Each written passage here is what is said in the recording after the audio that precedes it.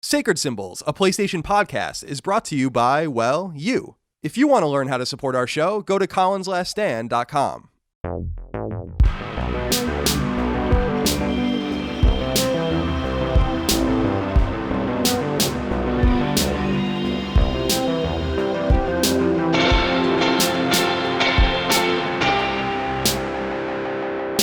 Greetings and salutations. Welcome back to Sacred Symbols, a PlayStation podcast. This is episode 84. My name is Colin Moriarty. I'm joined as always by Chris Moriarty Raygun. Chris, I've adopted you. Oh, no. And you're now part of my family. Yes. You're now part of the Moriarty family. I feel like you need some guidance in your life. I feel like a single dad like me could bring a lot of positivity into your life. And so I've gone ahead and signed the paperwork, and you're in my family now. Oh, well, so geez. welcome. That's a whole lot of that's a whole lot of change this early in the morning. It is. It's a lot of change for you, and since you are in your mid-20s, it's also a little weird that you would be adopted. But nonetheless, the paperwork is processing, and just wanted to welcome you to the clan. Okay. The Moriarty clan. I'm not talking about like the Ku Klux Klan or something like that. I don't want anyone to get the wrong idea about what kind of clan I'm talking about. All right. It's unfortunate how they ruined that word, huh? Yeah, they really did. Because clan is that's a good word. But like, you can't say to someone, you come hang out with the clan tonight, and it's not going to work. It's not going to work. Well, welcome everyone to our PlayStation podcast, our weekly PlayStation podcast. We hope you are all doing very well out there. Remember, Sacred Symbols posts every single week, and you can get it 3 days early, ad-free on patreon.com/colinslaststand. You can also get access to our exclusive supplemental podcast, Sacred Symbols Plus, over on Patreon, and a lot of other different perks. Go to colinslaststand.com if you'd like to learn more. January 2020 was the biggest month in Colin's Last Stand's history on both Patreon and for traffic of this podcast and Knockback, the other podcast that we do. So thank you so much for that, for your love, your kindness, and your support as we continue to grow well outside the bounds of what anyone thought was acceptable. But nonetheless, we are growing, and we appreciate that very much. And continue to leave us nice reviews on podcast services. It's a competitive market in the free market. I know a lot of you are scallywags and freeloaders, rabble-rousers, etc. That's a good way to support us if you'd like. And Sacred Symbols Plus, last week, I think we did a little mailbag action. Chris, I didn't even tell you about this, but I have an idea for this week's Sacred Symbols Plus. Oh, yeah? People take umbrage with a lot of the things we say. People think we're wrong about things, or they don't like some of our opinions. I want to do an entire podcast where we solicit from the audience the things they think we're wrong about or that they don't like, and then we can justify our feelings on those things. So someone might, just as an example, someone might think it's crazy that like Mega Man 3 is my favorite game of all time. Well, challenge me on why you think that's crazy. Or you might think Chris's love of Doom is over the top and he's ignoring other shooters as a result, or whatever the case might be. We'll see I'll plant a little seed on Patreon, and then we'll see what grows from it. It might be something really horrifying, some sort of ungodly plant life, or it could be something really useful for the audience on Sacred Symbols Plus. Yeah. What do you think of that? I like that. I like that idea. I like arguments. So yeah, people think that we don't disagree enough on the show. I actually think that we disagree quite often. I'm just not a really disagreeable person where I'm not going to be like, wow. I listen to like a lot of these shows, these like political roundtables and stuff where everyone's like yelling at each other and getting all mad. I'm never going to do that. That's just not my style. But I think we disagree politely, but I guess people want us to disagree like more vehemently. They want us to scream at each other. Yeah, and that's never going to happen on the show. But yeah, I feel like you guys can scream at us. I'll let you do that, so that this will be a nice way for Sacred Symbols Plus listeners to get in on the action per usual. So keep an eye out for that. And remember, let's see, we have 25 episodes in the back catalog. So if you sign up for $1 a month, you get access to all of those episodes, plus all the episodes moving forward. It's like 20 cents a week. If you kick that up to 40 cents a week, you can submit your questions, comments, concerns, thoughts, and ideas. And then $5 a month, you get early ad-free access, etc.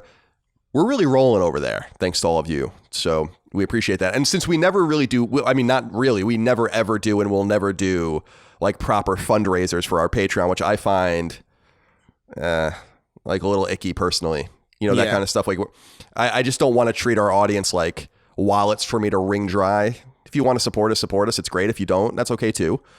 But we just want to put it out there that we are crowdfunded and we need your help.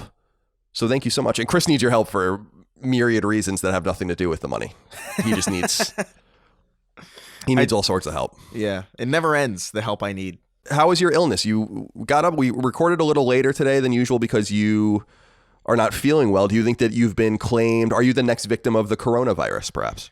No, I don't think so. I woke up with like a stupid migraine, and I don't know, man. That just happens sometimes to me. I don't know why. Like, apparently that's like not super common for like people my age, but I've had migraines for like ever.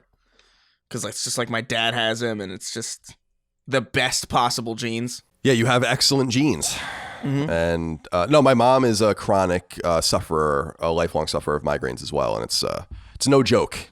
I wouldn't know personally. I mean, I get headaches sometimes, but this whole thing of like you can't be in the light, you can't have any noise, you know, that kind of thing. That's been my insane. Mom. Imagine like it's like imagine just like, you know how whenever you get like a bruise, you could like, you know, kind of like put pressure on it or like rub it or something to kind of get the pain away. It's kind of like having a bruise in your head that you can't do anything about. And it's just like, what the fuck? Why do the back of my eyes hurt for hours?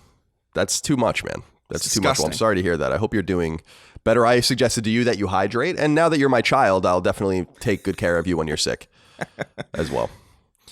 Chris, we have a bunch of preliminary letters of varying levels of inappropriateness to get through in the beginning of the show. Oh, good. Including some corrections. Andy Edwards wrote in and said, "Hey, CNC, first time, long time. In last week's Sacred Symbols Plus episode, you mentioned Polyphony's Gran Turismo Sport, suggesting that the series has lost some of its sheen. Now, I'm going to cut you some slack because I know sim racing isn't exactly your forte, but I need you to know that this simply isn't true. The game has sold more than 8 million copies, making it more successful than GT titles from the PS3 era. Polyphony continues to impress its enormous player base with continued free content and FIA events." I don't know what that means. "Its driver rating and safety rating features have moved into the same league as the long popular iRacing PC sim, and it is well respected in the sim racing community. Forza 7, on the other hand, was a total shit show. Thanks for all you do. Proud to support you guys on Patreon." Now, I appreciate this letter of inquiry, but there's a couple of things that I need to call out here. Mm-hmm. First of all, there were only 2 proper PS3 Gran Turismos. And Gran Turismo 5, which came out in 2010, sold 12 million copies. So you're wrong there, first of all. Gran Turismo Sport at 8 million copies is 66% as strong as Gran Turismo 5. But there's no doubt in my mind, Chris, that 8 million is very strong selling. But if you look back at the Gran Turismo sales historically, Gran Turismo 3 A-Spec, 15 million, right? You have Gran Turismo 4 on PS2, 12 million. So that's all I'm trying to say, is that the series is falling off a little bit in terms of its sales. I'm sure people are really still enjoying it by the millions. And yeah, you're right. Gran Turismo 6 on PS3 only sold a little more than 5 million copies. So certainly they're moving in the right direction. But I do stand by my statement that Polyphony is a less important studio than ever for Sony, and that they are losing their steam. And I just wanted to read Andy Edwards' comment to be fair. Yeah. Yeah. Yeah, that makes sense. Just to be fair. Yeah, because we don't really talk about these games on the show too much. I don't want to speak out of my ass, but of course, sometimes I do. All right. Jay Phillips wrote in, "Dear CNC, how dare you? You compare the majestic bat to a filthy rodent-like rat. Bats aren't rats with wings. They are more like sky puppies. Bats get a bad rap from horror movies and people's imaginations. They are actually way more cute and cuddly than you are giving them credit for. Go Google baby bat burrito, stare into their adorable eyes, and then apologize to all of us now." I'm not going to do that because I just can't do that. I don't want to see that. Listen, man. Yeah. Bats they are cute. All right, I get that. Well, the ones that look like dogs are cute, even though they're kind of an ungodly, kind of chimeric invention. But the fact remains that, I mean, baby rats are cute. You know, mice are adorable. You know, just because something's adorable doesn't mean it doesn't, you know, carry plagues. In fact, it usually is a pretty good indication that they probably do. Yeah, they could sucker you in by, you know, lulling you in with their cuteness and their seeming innocuousness. But I don't totally disagree. I think bats are horrific creatures of the night, and I don't want anything to do with them. And the fact that they are the progenitor of the coronavirus that Chris now has. Are you thinking of? Are you thinking of the like the ones that look like dogs, or the ones that look like ears became faces? Yeah, that I'm thinking of the latter ones. I know that there are probably many species kinds, I guess. I don't know what you would call it. I'm not a zoologist, let's say, but yeah, right. They're typically, they're not good. They're not good. And bats are not good. No. And I saw some of these images out of China of people like cutting up the bats and making stews out of them or whatever, which I think is where this jumped to humans at some point. And I don't like it. Yeah. And hey, listen, my berating of bats in a sense of, hey, they're kind of filthy, don't eat them, is actually protecting bats. So it's actually allowing more cute bats to remain in existence. So you're welcome. Yeah, that's a good point. That's a really fair point. You see, Jay, you didn't even think this through when you wrote in. You should be embarrassed of yourself. Ben Williams wrote into us and said, "Hey, CNC, I was quite dumbfounded." Now we got a lot of letters about this, but I chose Ben Williams. I was quite dumbfounded by Chris's discussion of bikes last week. Have neither of you ridden a bike since you were 6 years old? You do realize that the pedals don't spin at the same speed as the wheels unless you have a child's bike. So if you have a normal bike and are riding down a hill, if you're not pedaling, then the pedals don't move. Therefore, Chris is wrong. I recommend going and riding a bike because scooters are for nerds. Here's the thing you do not understand, Ben. They give children those bikes. The bikes that will saw your legs off and sand your knees into a fine powder are given to those of us with the least ability to properly handle such a scenario. Scooters for children or adults have no such hazard and thus are still objectively the safest bet. I stand by this. Sorry. Yeah, I mean, I take a little bit of issue with people's conjecture. I mean, it's seemingly educated conjecture that I'd never have ridden a bike. I actually was a BMXer for a while, which is maybe not the most, well, maybe it's kind of embarrassing to admit in 2020. I don't know if that's cool anymore, but that's how I broke and fucked up my collarbone when I was younger and stuff like that. Yeah. And I understand the physics and the mechanics of a bike quite well, but it was just a joke. Yeah. At the end of the day, But I appreciate everyone's corrections on that and made the joke even funnier. So thank you. Now, Bono Clay wrote in. I hope that's his real name. And I hope that he was named after the U2 guy, Bono. Yeah. Says, so if I fuck a Mewtwo and it gives birth to a 1/4 Poke person, will that go in a Pokéball? Chris, what do you think? A Poke person is such a horrifying concept. My assumption is that half of it would go in the Pokéball. I guess. Wow. Right? You would only capture half of it and then maybe cure it. Maybe make it a full Poke person or just straight up rip it in half. I don't know how the science works on that. Can you even do Pokemon procreate? They must. They must. I mean, and here I'm going to take this a step further. Not only do Pokemon procreate, but you damn well know in that universe people are fucking Pokemon. Let's just be honest like right now and just come out and say it that. Oh yeah. People are having sex with Pokemon. And not only, we were talking about how Mewtwo is has some human DNA in him or whatever. I'm not even talking about that. I'm talking about like people are having sex with Magnetites and Mr. Mime and all sorts of shit. It's got to be Ditto, right? You'd want a Ditto. Yeah. Ideally. Oh, in the ideal scenario, you would want a Ditto. It's kind of hot when you think about it. We have no answers to this. I don't want to think about this any more than I have to. Like the thought of a Mewtwo being sexually active at all is one that should remain in the deepest catacombs. Yeah, of 4chan and fanfic forums. Deviant because I know that you guys are, some of you out there, I know that some of you out there are looking at these pervy pictures of sexualized like Pikachu and shit like that. I know you are. You can pretend you're not, but I know that you are. And I don't like it. And we're just going to move on. Rubinos wrote in and said, hey, Sacred Seas. Last week, Colin mentioned the feeling you get 2 seconds before you know you're about to fall off a bike. As a kid, I rode my bike for hours, and I remember that feeling all too well. I had a similar near-catastrophic experience recently. I returned to my workplace from lunch to use the restroom. I entered the stall, dropped trow, and began squatting. Halfway down, my peripheral vision saw the unthinkable. The fucking seat was left up. My adrenaline kicked in and I immediately grabbed at the walls of the stall to push myself back up. I barely managed to avoid plunging my ass into the massive opening of the toilet bowl, but my balls did suffer a savage cold burn by touching the porcelain. Needless to say, my only thought was, what kind of asshole does this? There is literally no excuse because it's a men's restroom with urinals. Chris, there's something seriously wrong with this story. Can you tell me what it is? Because I there's something that stuck out to me immediately. That's why I needed to read this. I wonder if you can tell me if anything sticks out to you. Well, for me, it's the fact that he didn't. Did you just go in there and not look at the toilet bowl before you sat down? Thank you. That's so weird. Especially, like, I would do that in my own house, but I'm not going to do that in some public restroom. You have got to examine the toilet seat to make sure there's no pee on it or pubes. Yeah. Come on, man.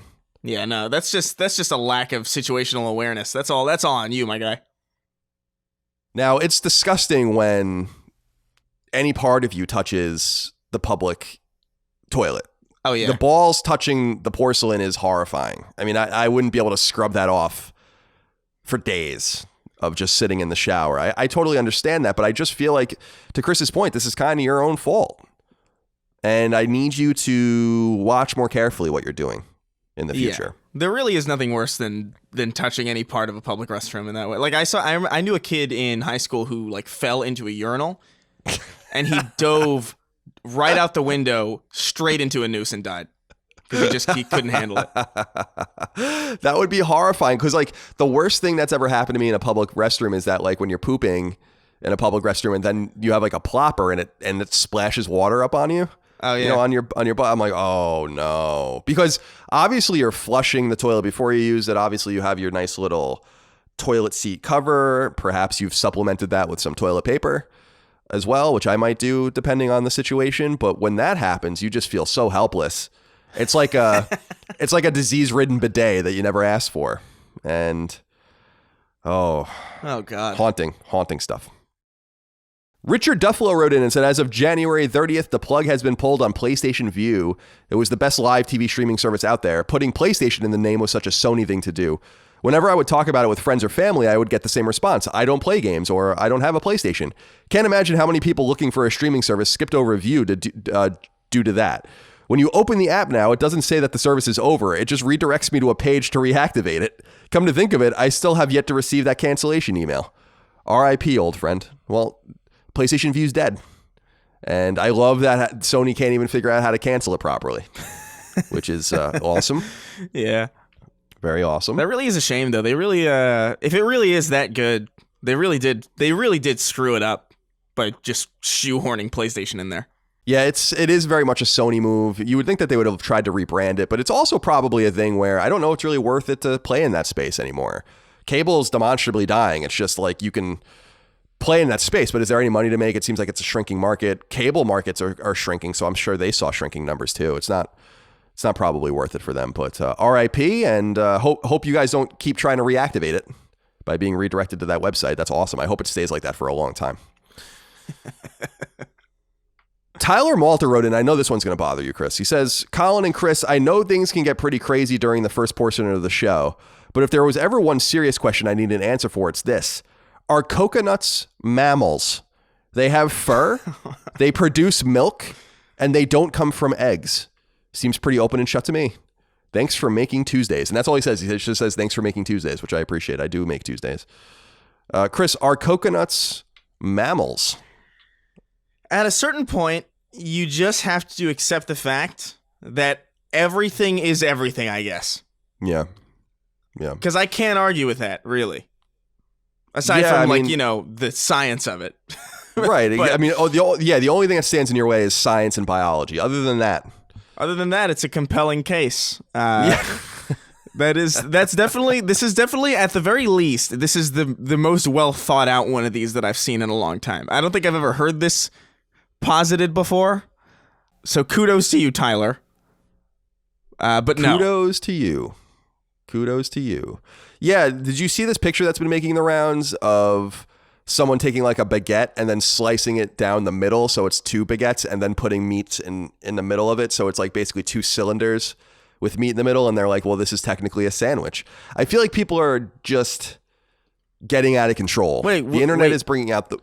think about it. Would that not be a sandwich? No, it would be a sandwich, but it's so stupid. You know, like that's the difference, is that it's just stupid. Yeah, no. And I can't take much more of this. That's fair. I can't take much more. Yeah. It's definitely painful physically.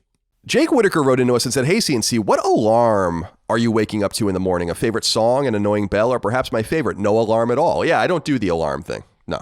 Oh, you don't? No, You don't have an alarm? Not unless I need to get up like before noon or something. I'm not setting an alarm. No, that's just not going to happen. Right. I have an alarm. It wakes me up typically at like 7:30. Didn't do that today. But I have an alarm that is the sound of, I don't know how to put this really, but there's a video, a pretty popular or viral video that I've seen on the internet quite a few times of these two cats having sex, and it sounds terrible. It's the worst sounding sound that I've ever heard. And I remember I heard it and I was like, that is a great alarm sound, because that would make me want to just leave immediately. Yeah, so I get right up. Yeah, so I took that sound, and that is my alarm sound. Why are you getting up at 7:30 in the morning? I like to have a day, and I have a lot of shit to do. I didn't wake up that early today because my brain was exploding on the inside of my skull. But don't you also go to sleep really, really late? I go to bed at like 12, like midnight or like 1. Oh, okay. Well, that's not terrible. Yeah, like I'm trying to be normal about my schedule. Yeah, there's no normalcy in my life, and so I need to definitely contribute to that by keeping ungodly hours. I don't go to bed till like, if I'm asleep at 4 a.m, that's like weird. But I get like a lot of energy at night. Like I'm a cat. You know, speaking of cats, like, you know, cats get the crazies at night and they start running around and playing and stuff like that, and it's really inexplicable. Oh, yeah, no. Me too. That's when I start like answering emails and stuff, you know? Yeah, I'm the same, but I hate these winter months where it gets dark so early, because I just feel like I can't, I don't know. I feel like the sight of the sun going away is kind of like demotivating.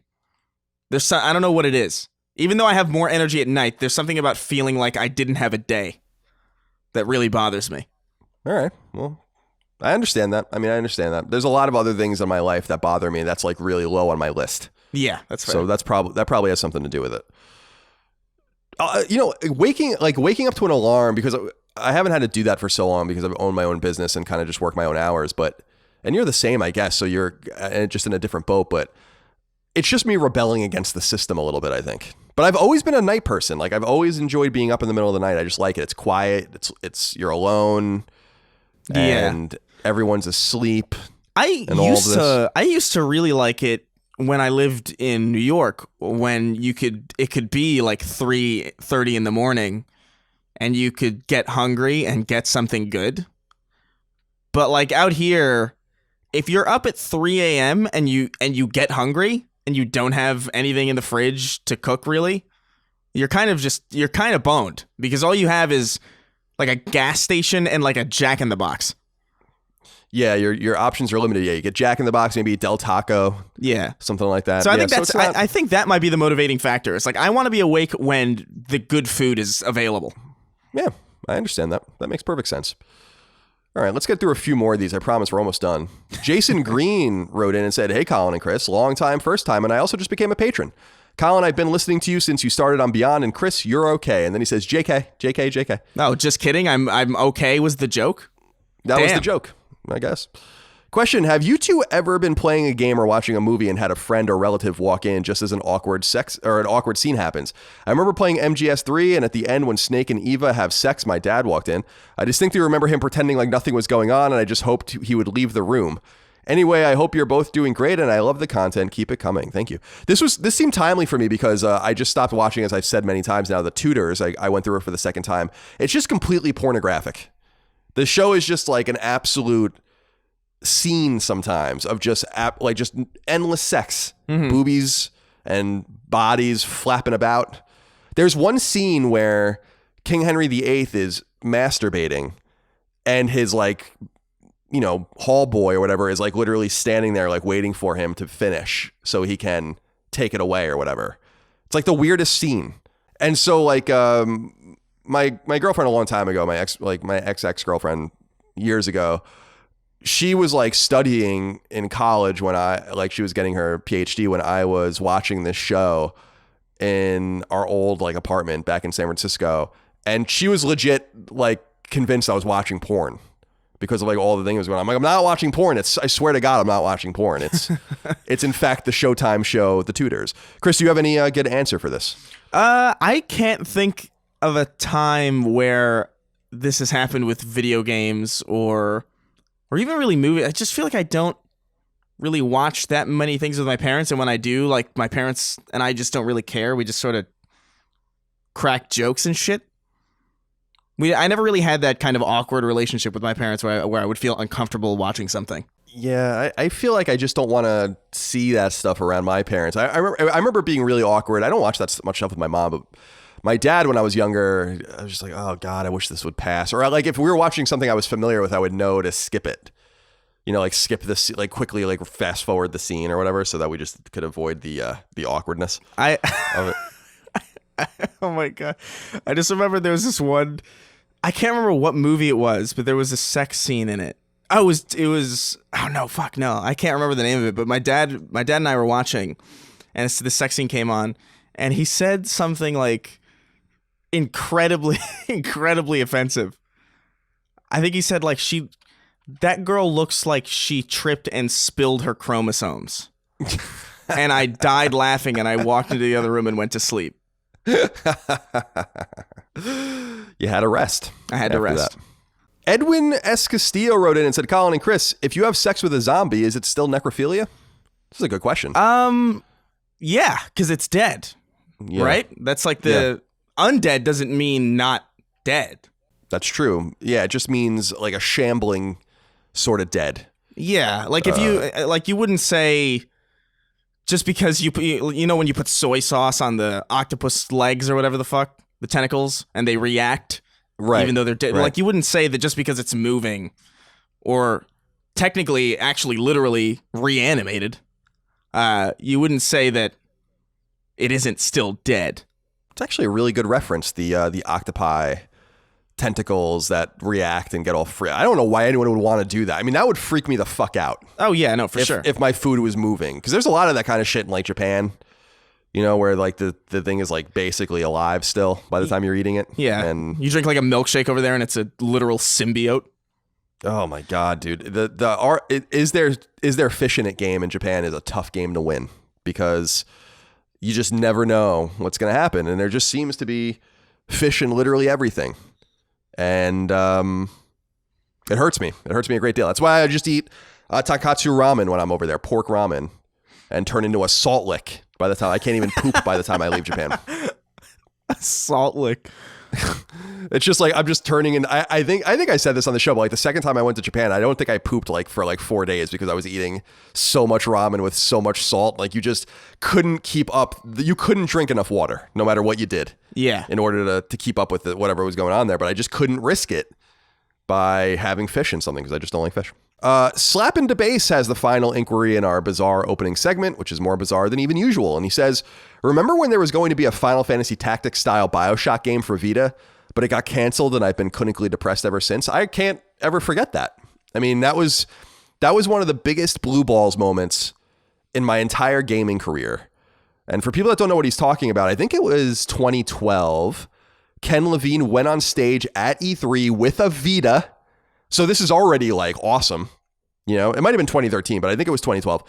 He went on stage with a Vita and he talked about how they are bringing a BioShock game to the Vita. And that was all we ever learned about it. And then the game never happened.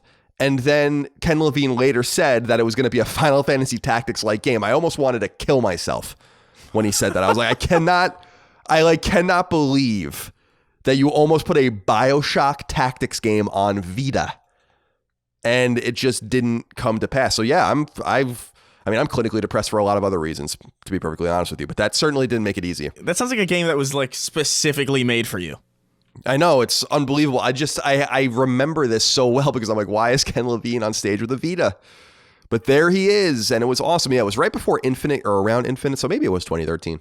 But anyway, I remember that, and it was very painful. And we just now wait patiently for Ken Levine's new game, Yeah. Which I think we'll see this year. It would be kind of cool to see that at the PS5 reveal. Oh, yeah. Maybe we would. That would be a huge thing. I would love that. Or maybe, I would love to see it at Xbox's event too. I just want to see it. I just want to know what it is. Yeah. That is a shame though, man. Like, because I think I actually remember like seeing him tweet about that Vita game and how like, I think it was like 2K and Sony couldn't work together or something. I think I vaguely remember that. I have like a really vivid memory of this tweet for some reason. Yeah, he talked about it later on Twitter and I think in an interview, and I don't remember the exact details of it, but it was that was so exciting. I remember being so excited because I don't get excited about it very much. I'm kind of a wait and see kind of guy with the games that come out, and like Final Fantasy VII Remake is so unique right now because I'm legit excited about it. I won't even watch the new trailer. We got a lot of letters about that, by the way. I just won't watch it because I'm like, I don't want to see it. I think it's about the honeybee and like Cloud's cross-dressing thing and whatever. And I'm like, I'm so amped to see how they interpret that. Yeah. Usually I'm not really that in it until I'm playing the game. And that was just one of those titles that one of the could be's of gaming history. It's not even vaporware because, well, I guess it's vaporware technically, but it was never even in development. So it just was in pre-development and like an idea. So I don't know, man. I would love to know more about that one day. All right, Chris, let's get into what we're playing. What are you playing? You actually have a game written down here this week, unlike last week. So yeah. Tell me about it. So I've been playing Hellblade. Senua, I think Senua's Sacrifice, and Ninja Theory's game. Yeah, yep. Ninja Theory's game. They were just recently, obviously bought, or not recent. Was it? How recent was it? Where Microsoft bought them? It was last E3, so I think it was like a year and a half ago. Yeah. So yeah. And I don't know. I thought that game was just going to be kind of like a one and done thing, but it turns out they're making a sequel for it. For the next gen, Xbox is going to be on PC too, I assume, because that's just their strategy going forward. And I was like, all right, you know what? If this is going to be a thing that I should pay attention to, I might as well play Hellblade. I wasn't really looking that forward to it. I had seen some snippets of gameplay that didn't look all that interesting to me. And I jumped into it, I think 2 nights ago. A roommate of mine played it, and he said, you got to play it with headphones. So I did. And it's wild how much I like this game. I thought I genuinely didn't expect to like it as much as I do, even if it does feel kind of indie. It looks AAA, and it's just really cool. I don't know how to describe it. It's like a hack and slash kind of. It's like a hack and slash about like schizophrenia.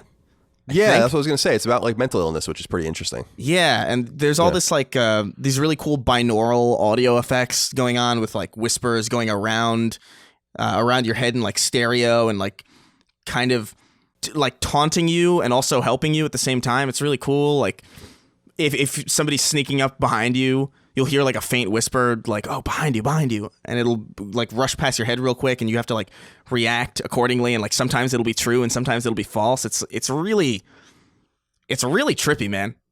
It was way more engaging than I thought it would be. Many a person has recommended me this game. It's just a game I've never gotten to. Yeah. And I would really like to, but it's just, I don't know. There's just too many other things to play. I don't really realistically know I'm ever going to play it, but I'm glad at least one of us has or is. Yeah. And I'm happy that you're enjoying it. Are you still working your way through The Witcher 3? Yeah, I am. It kind of got soured for me because my roommate, like the second I started playing it, my roommate was like, oh, I'll play that too. And he has like nothing to do. So he's like way ahead of me. And like every time I walk in, I see like story shit happening. And it's like, man, I don't, it's not that it's spoiled for me really, but I feel like I know so much about what's going to happen that I just feel a lot less interested in getting to that point. I can understand that. That's annoying. I mean, that sucks when that happens. Yeah. Regardless of if you care that much or not, you don't want to know, or I don't know why you would. Yeah. I'm still going through it like slowly, but I think I'm trying to do. We were doing, I think it was the Sacred Symbols Plus about our backlogs, and one of the listeners, I can't remember who it was, suggested that their way of going through their backlogs was one indie, one AAA, and one classic. So that's that's right. Yeah, and that's kind of the thing that I've adopted here. I'm trying to do The Witcher 3 as the AAA, Hellblade as the indie, and I'm trying to decide on the classic. I'm trying to decide between San Andreas, because I actually have never played to completion, Grand Theft Auto San Andreas, or Final Fantasy VII, which I've gotten, I think, a little bit of the way through. But I figure since Final Fantasy VII is coming out real soon, again, I might just play that.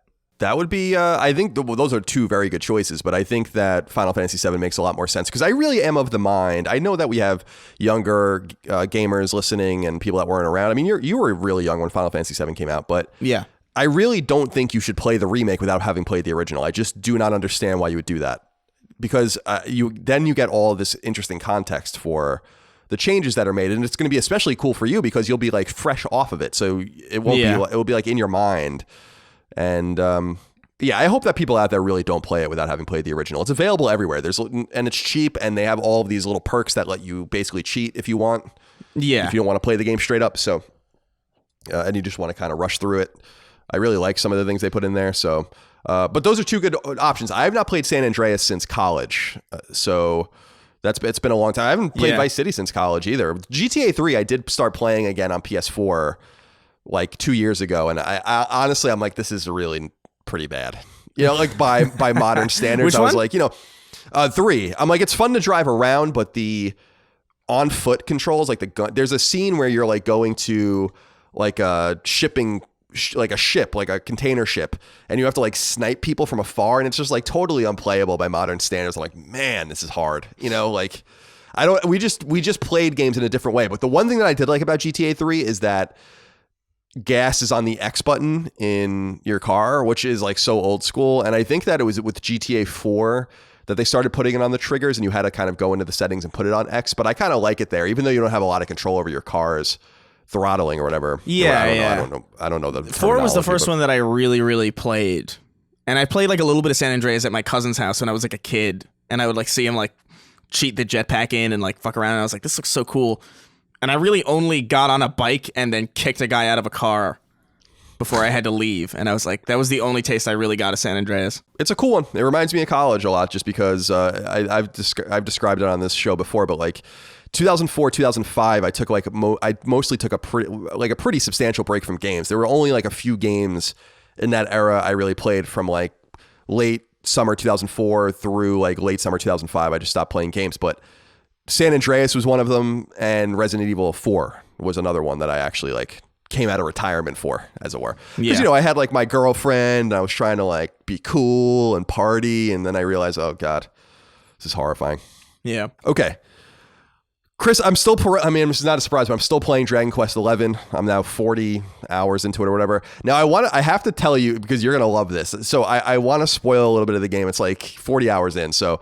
If you don't want any Dragon Quest 11 spoilers, and it's really hard to spoil Dragon Quest because there really isn't much of a story of meaning in these games, but if you don't want Dragon Quest 11 spoilers, just tune out for a minute or two because I got to tell Chris about something that he's going to fucking love. So I got like halfway through the game. Yeah. I can tell this just by the trophies that I'm receiving. I think there are 28 story trophies. I have 16 of them. So halfway through the game, the world basically ends. So it's kind of like Final Fantasy VI in that way, which is kind of cool. Yggdrasil, which is like the world tree in these games, also in I think like Norse mythology, like falls from the sky, and the skies are like overtaken with this black mist. And you in Dragon Quest fashion, you actually meet the villain for the first time, like 40 hours in. It's like holy shit. So there's this kingdom called Nautica that's underwater that you go to earlier in the game. It's full of mermaids, and you like go down there and you do like some quests for them or whatever. So you fall into the ocean, and Nautica, these people in Nautica take care of you, and they turn you into like a fish. What? So for like an hour or so in the game, you play as a fish, like an actual fish swimming through the water. And I was just about to scream into my pillow when I was playing this part because it is so annoying and so funny at the same time. But then it gets better. So you get out of the water, the mermaid queen or whatever turns you back into a human, and then you have to go and like your party members are strewn to the wild. This really is like Final Fantasy VI, which is a much better game than this. But and so you go to this town, which is your hometown, and you're playing or whatever, and you meet like a new party member, and then you go and do some quests, and then you realize that you're basically going to start going to every place you have already been, and you have to just play the game again. That seems to be like what's happening. So like there's a spell in Dragon Quest called Zoom, and you use it to go to like, it's like a quick travel system. And there's a guy in a town that literally says to you like, everyone loves to use Zoom, but since the world has ended or whatever, you have to go to all of the locations again and add them to your Zoom list. So you can't use it anymore until you go to these places like on foot. And then the first quest you get is to go to the place where the game began, Heliodor. And then the second quest you get is to go to the second place you went to, which is like this mountain town. And I'm like, holy shit, you're really going to make me play this game again. This is what's happening in Dragon Quest 11. And I've come so far. I am so much in the pocket now of this game that I can't go back. But this is what's happening in this game. You turn into a fish and then it makes you play the game again. That's a great way to end your first playthrough. Just, oh, you failed. You are now relegated to the life of a fish. I don't like when games force that shit. Whenever a game will like take away all of your cool shit and then just make you invariably get it back, or just like take away fast travel for some reason, or just like make you backtrack through the entirety of the game. That was my main complaint towards the end of Death Stranding. That's not really a spoiler, really, because, like, I mean, it's just gameplay, but the fact that you have to go through everything again in reverse is insane. Yeah, it's at least that only, that's not going to take you 40 hours though, which is what this is going to take me. I just can't, like, I really find this game very charming. I find the characters very charming. The story is really meaningless. It's, the hero of the world, saving the world kind of shit. And again, the more I talk about it, the more I'm like, wow, they just totally aped Final Fantasy VI's story in a lot of ways. But it for me, I'm just like, this game could be over by now and I'd be totally satisfied. Why is this still going on? Like, why is this game still going on? So I'll report back probably for the next several weeks, because God knows I can't play much more than a few hours a day. I'm just busy with other stuff. So, oh my God, I don't know. Yeah. It's Dragon Quest 11 spoilers are now over. But we do have a few questions about this. Okay. Tim Ward wrote in, said, good day, sacred sausages. I don't like that. This is a Dragon Quest 11 related question. Do you take advantage of the autoplay feature during battles, or do you manually select all of the battle commands for each party member? I am so divided. I feel like I should do all the commands manually, or why am I even bothering playing the game? But then the game is so long, I ended up switching back to automatic just to push the game along faster. I just wanted to know your playstyle, since I doubt we are getting a spoiler cast for this game. Thanks, and keep murdering those metal slimes. I will keep murdering them if they just stop running out of battle. They're worth so much experience, they're hard to kill, and they keep running away.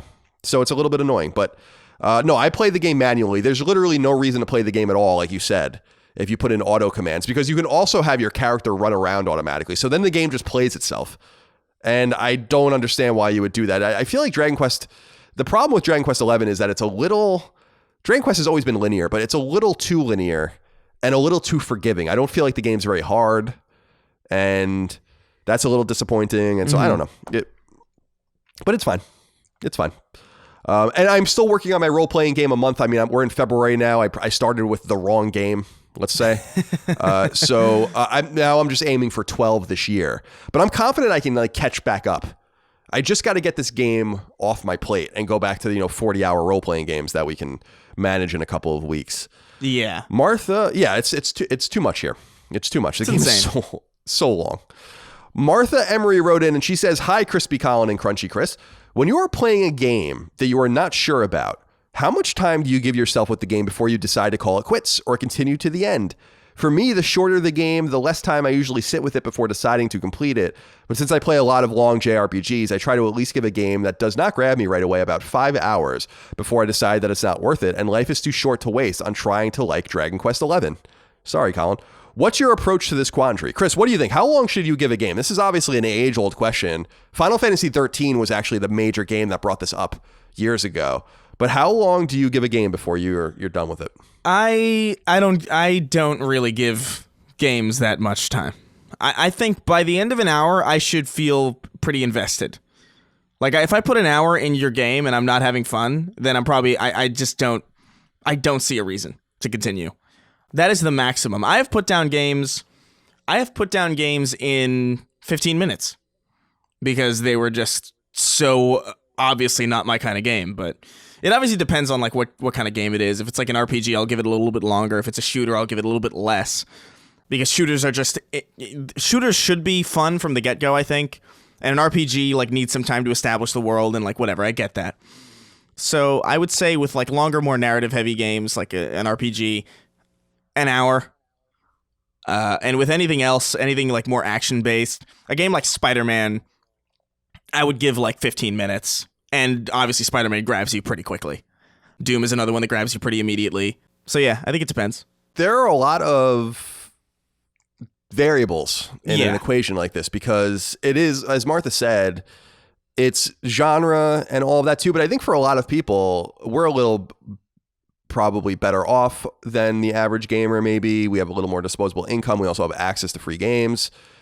So I feel like also an important part of the equation that we must admit is like, how much money did you spend on the game and how much money is that to you? You know, like, do you want to extract as much value out of it because this is one game you're going to buy for the next 2 months? Or do you have a lot of disposable income where you're just kind of carving through games and you don't really care? Did you buy it on sale? I think those are kind of interesting variables. And then to your point, the genre variable is interesting too, because like if a shooter, I love shooters just like Chris does. Like if it's not going to grab me in the first 10 minutes or so, it's not going to grab me because the game's probably not going to fundamentally change. I think that there's probably an exception or two, like the Metro games and stuff like that. But other than that, yeah, I totally agree with you. And I think life is generally too short. And that's another part of a variable of the equation. When I was younger, I would sit and play games all fucking day when I was like in high school. So in middle school and college sometimes when I wasn't, semi-retired. So I had all sorts of time to dedicate to it. And there were also fewer games back then, just like way fewer games. So like it's kind of a quaint time to think about. Like everything that came out came to stores. And you had like a real release schedule.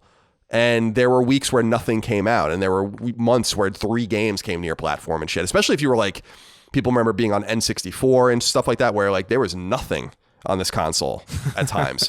And it kind of waned, that kind of style waned with the PS2, Xbox, and GameCube, where everything just started coming to every other platform. And, these holes got filled or whatever. But yeah, I these days, like I'm trying to be more patient. Like Dragon Quest 11 is really trying my patience, but I think it's trying my patience in a good way because I think I'm getting like a little ADD with some of the games I'm playing, where I don't sit down and enjoy the experience and see and take the ride, as it were. And I'm really jonesing right now to play a shooter.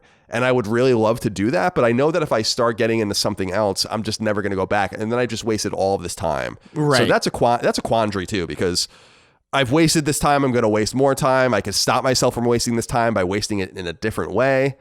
It's a pretty thought-provoking question. And I don't know. I think the answer is going to be different for everybody. But thank you for your question, Martha. John Labuda wrote in and said, "Hey, CNC, how do you manage your playtime among different games, genres, and platforms?" This is going to be especially good for Chris, I think. "I have PC, Switch, and PS4. I still have Horizon and Red Dead 2 waiting for me to play on PS4. Play Horizon, for God's sakes, you loser. As well as Zelda to finish on Switch. I find it difficult to commit 50 plus hours of those games when I can casually dip into an FPS game like Overwatch or a Counter-Strike on my PC. Any thoughts or reflections on how you divide up your playtime across platforms, genres, etc.? P.S. I've been enjoying Knockback a lot." Oh, thank you so much. Knockback, of course, is my retro and nostalgia podcast I do with my brother. We just did one on Final Fantasy VII, by the way, so you can go check that out. Chris, how do you divide it up? You are a much more agnostic player. You're a player of Switch. You are a player of Xbox. You are a player of PlayStation. And you are a player of PC. So how do you find the time to play everything, and how do you manage? Because my personal OCD-ness simply does not allow that to happen. Like I simply must focus on one platform. It's just not going to work any other way for me. I just can't. I've said this in the past, but PS2, Xbox, GameCube, that era was the first era I had like any money. So I had all 3 platforms. I had GameCube and PS2 at launch. I got Xbox later on. I'd buy a lot of big games, but I felt like I really got into those consoles less than I could have because I was always splitting my time up. Like I didn't really know Xbox as well as I could have. I didn't really know PS2 as well as I could have. That's why it's my least favorite PlayStation console.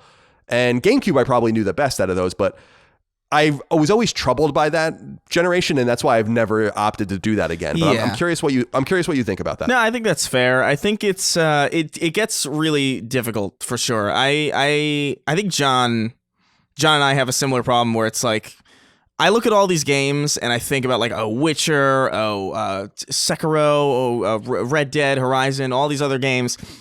And I think about the time that I have to spend to properly get accustomed to what the tone of the game is trying to set up. Like a lot of these games are really slow and narrative heavy, or at least like slow to build up. So it is really easy for me to just be like, oh man, I spend so much time like trying to figure out what I'm going to play, and then I end up invariably just like putting Halo back on because I just know that I can play for 15 minutes and get fun out of it without having to really pay that much attention to it. But how I typically divide up my time, or how I try to divide up my time, is the Switch is pretty much a Smash Brothers machine. And anything that I play on the Switch is going to be a very, very, very indie game, something like Goose Game or like Undertale, or, you know, if I'm on a plane, like maybe like a portable version of a game that I already own. The PC is the platform that I go to mess with things. Like if I want to take Resident Evil 2 and mod it to shit, I'll go on PC, but that'll never be the main way that I'm going to play Resident Evil 2. I'll go to probably Xbox or PlayStation, depending on which one has the better, you know, specs for it. Traditionally for multi-platforms, it's typically Xbox One X is my go-to, and PlayStation is really just an exclusive machine for me. I will play all the exclusives. I play Destiny on it. It gets tricky, man. When you have a lot of platforms, it gets tricky, but you know, the PC is without a doubt just the thing that I go to break a game. Yeah. It's because that's, I think, the most, I think that's most of the fun on PC is just like, how can I get Ronald McDonald in Fable 2? And is that possible? I'm sure it. I feel I'm like it sure has it to is. Be. Yeah, I'm sure it is. How can I make it so Doom? How can I make it so Skyrim looks like the Emoji Movie? You know, you can do that probably. I'm sure you can.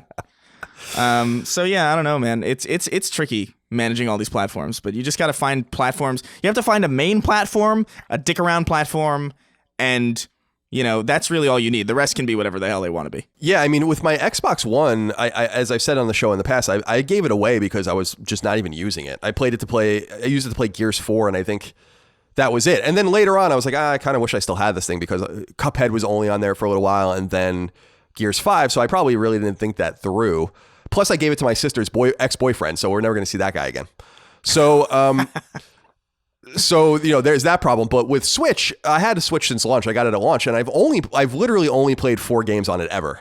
So, you know, the Mario, Zelda, Cuphead, which is probably the game I played the most on it, and then that Bloodstained prequel I played on there as well, because that's the only place we can get codes before it came out. Yeah. And so Switch is kind of just there if there's like a specific Nintendo game I want to play. And then PC was my Civilization machine until Civilization came to PS4. So I just feel like I'm managing much better now just on PlayStation. It's just, the big problem for me is that I just feel like I'm missing so much, but I think we just have to accept it and move on, because there are games probably every week that come to PlayStation 4 that are worth playing in some respect. And we make fun of the games a lot, but there's certainly good and great games in these mixes that aren't being bubbled to the top, and that's too bad. And I always think about, you know, recently in the last few months, I played that game One Night Stand on PS4, which is available elsewhere too. And I really liked it. And what was cool about it was like, it could literally be over in 5 minutes. It was really this accessible bite-sized game. And that's what we're trying to do with Twin Breaker, our game, is like supplement your gaming as opposed to demanding much of your time, because we're never going to be able to compete in that realm. We're never going to be able to compete, or at least anytime soon until we scale our studio up maybe, in giving you a 50-hour role-playing game or whatever. So instead, we're giving you like a brick breaker that will take you a few hours to max out, and maybe 10 hours to platinum or something. And that's going to be fun for people, I think, because it'll just be like kind of a palate cleanser. And then when I know or feel like we can demand more of your time with a game, then we will. And I think that that's an interesting kind of perspective from game development, because for the first time I'm developing a game, and it's, by the way, it's really fucking hard. It's way harder. I mean, I always knew it was hard, but it's really not easy. Like, I can't just stick with what I'm writing. Like, I just keep changing it. Yeah. And eventually we have to, like, I changed so much that like we had to get new art and stuff like that. And it's like everything you do has like these consequences down the pipeline. But we'll get more into that when we announce. The date's going to be announced soon, and we'll have information about when it'll be available, and physical releases I know you guys are really interested in. What would you say if I said that we're going to release it physically on PS4 and Vita? Oh, well, we'll have more on that soon. Another John question. John Kisscall wrote in and said, CNC, I finally got around to playing Death Stranding, and it was addicting. It was the first game in a long time that I was constantly thinking about throughout the day. It got me thinking if either of you can think of a game that did the same to you. I cannot even tell you the reason why I was so enthralled by Death Stranding, but I'm excited to hear about some games that did the same to you. Thanks, and keep a rockin' in the free world. We will. It's funny he says this because Death Stranding was a game like that for me. I actually thought about it a lot when I wasn't playing it, which is surprising. Yeah, but true. Yeah, I would agree. That was the game. That was the one that comes to mind, and not just because you mentioned it. If the question was what was a game that you just kept constantly thinking about when you weren't playing it, I think my first answer would be Death Stranding. I think the second one would be Red Dead, although less because the game was enthralling and more because the narrative was just so good. But yeah, no, Death Stranding is just such a weird game, man. I still think about it actually sometimes. Like it's gotten to the point where I will be walking somewhere and I'll be carrying something and I'll think of the game. Just because I'm carrying something. How stupid. It's weird how it kind of has, it's a little like a brain worm that kind of just found our way into our heads. And it's so weird that it didn't sell like extraordinarily well. Sony, like for instance, hasn't really touted its sales numbers, and it wasn't on NPD for very long. I'll be interested to see. 505 is bringing it to PC, obviously, so we'll see how it does there. But I feel like it's a game that more people should probably experience. But I understand why you wouldn't, because it is so weird. It's a very niche kind of game, and it is one of those things that, like, it's a shame that it doesn't sell well, but it's not really surprising that it didn't, because even that's a game that doesn't look good unless you're playing it. Like, it just doesn't show well. It's not like Dishonored, where you can look at somebody playing Dishonored and be like, that looks like fun, that looks cool. In this, it really is about being in it and about having a direct impact into what in the game world, and you can't really get that across in like a trailer. And I don't really think a narrative is really enough to really sell people on stuff. Like, I think that was what they focused on with the marketing, was like, hey, this has a story, but it's like, if people are just seeing people walk around and that doesn't look cool, then people aren't going to really be that interested. I mean, that was my issue with so many turn-based RPGs for a long time. Was like, I would see gameplay on like trailers and stuff, and I would be like, it's just an overhead view of a DVD menu. Like, that's how I looked at it. I was like, what the fuck? Why is it's a glorified DVD? You're just selecting things the whole time, and it's like, is this a game? And it wasn't until like way later that I actually played a JRPG, and I was like, oh, okay, I get it. It's still not my cup of tea, but I understand it at least as a video game. Yeah, I hear you. It's like, for me, JRPGs, turn-based role-playing games are comfort food for me. Yeah. I like them. The depth is elsewhere. For sure, but like I said with Dragon Quest XI, like it can be that the game is just too long and too bloated and not very hard. The best turn-based games are actually the ones that, like, active time battle game, Final Fantasy games were really the perfect way to do it, where it keeps you engaged. Like, you can leave a Dragon Quest fight menu up forever. It's not going to do anything until you do something to it. Yeah, but in Final Fantasy VII, you'll die if that happens, Yeah, for sure. I have a really soft spot for Child of Light for that reason. Like, that was a really engaging kind of turn-based style.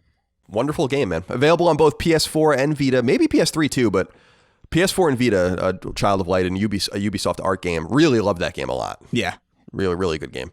That and we did this last time and I couldn't remember it. Valiant Hearts. Both came out around the same time. Valiant Hearts is not a role-playing game, but really, I wish Ubisoft would do more of those games, but I don't think that they sold very well. I never played Valiant Hearts. I should get around to that. Yeah, it's good. It's really good. I think you would enjoy it, actually. All right, Chris, let's get into the news. There's actually quite a bit of useful stuff this week, which is nice. Again, we are in the shadow of, I'll say this every week until it happens. We are in the shadow of possible PS5 news galore. We don't know if it'll be the next episode or whatever, but in the meantime, there's much else to discuss. Number one, according to a post on Reddit, it appears Sony is reaching out to some PlayStation gamers with a survey that explores various remote play options that the company may explore in the future, as well as access to older generation games that are currently up in the air as to whether they'll work on PS5 or not. The email itself asked players to, quote, give it to us straight, end quote, and notes that they would, quote, like to invite you to participate in a survey regarding your experience using PS4 Remote Play. The survey results will help us better understand how PS4 Remote Play is being used and to create an experience that works for you, end quote. The survey asks the user to rate how appealing certain propositions are, such as, quote, the ability to use PS4 Remote Play on a device without an internet connection, or, quote, provide access to PS1 and PS2 games, quote, or end quote, end quote. And there's a lot of quotes. I'm sorry. The survey also asks about connecting a keyboard and mouse for remote play and even an Xbox controller. The survey even inquires about using PS4 Remote Play on other devices like Nintendo Switch, Apple TV, and Android TV. The survey doesn't indicate anything for certain, of course, but it appears likely Sony is going to continue to democratize its reach by using competitors' hardware, something Microsoft's Xbox in particular has been pursuing for some time. Chris, we're going to reintroduce Adam O really quick here. He's already back in the fold after being banned. Because I told him all he had to do was submit something that I could read, and he did. Adam O says, hey, CNC, here's my attempt at better grammar, so here I go. Recently on Reddit, there was a survey asking PS4 users about remote play on more devices, including Switch, Apple TV, and Android.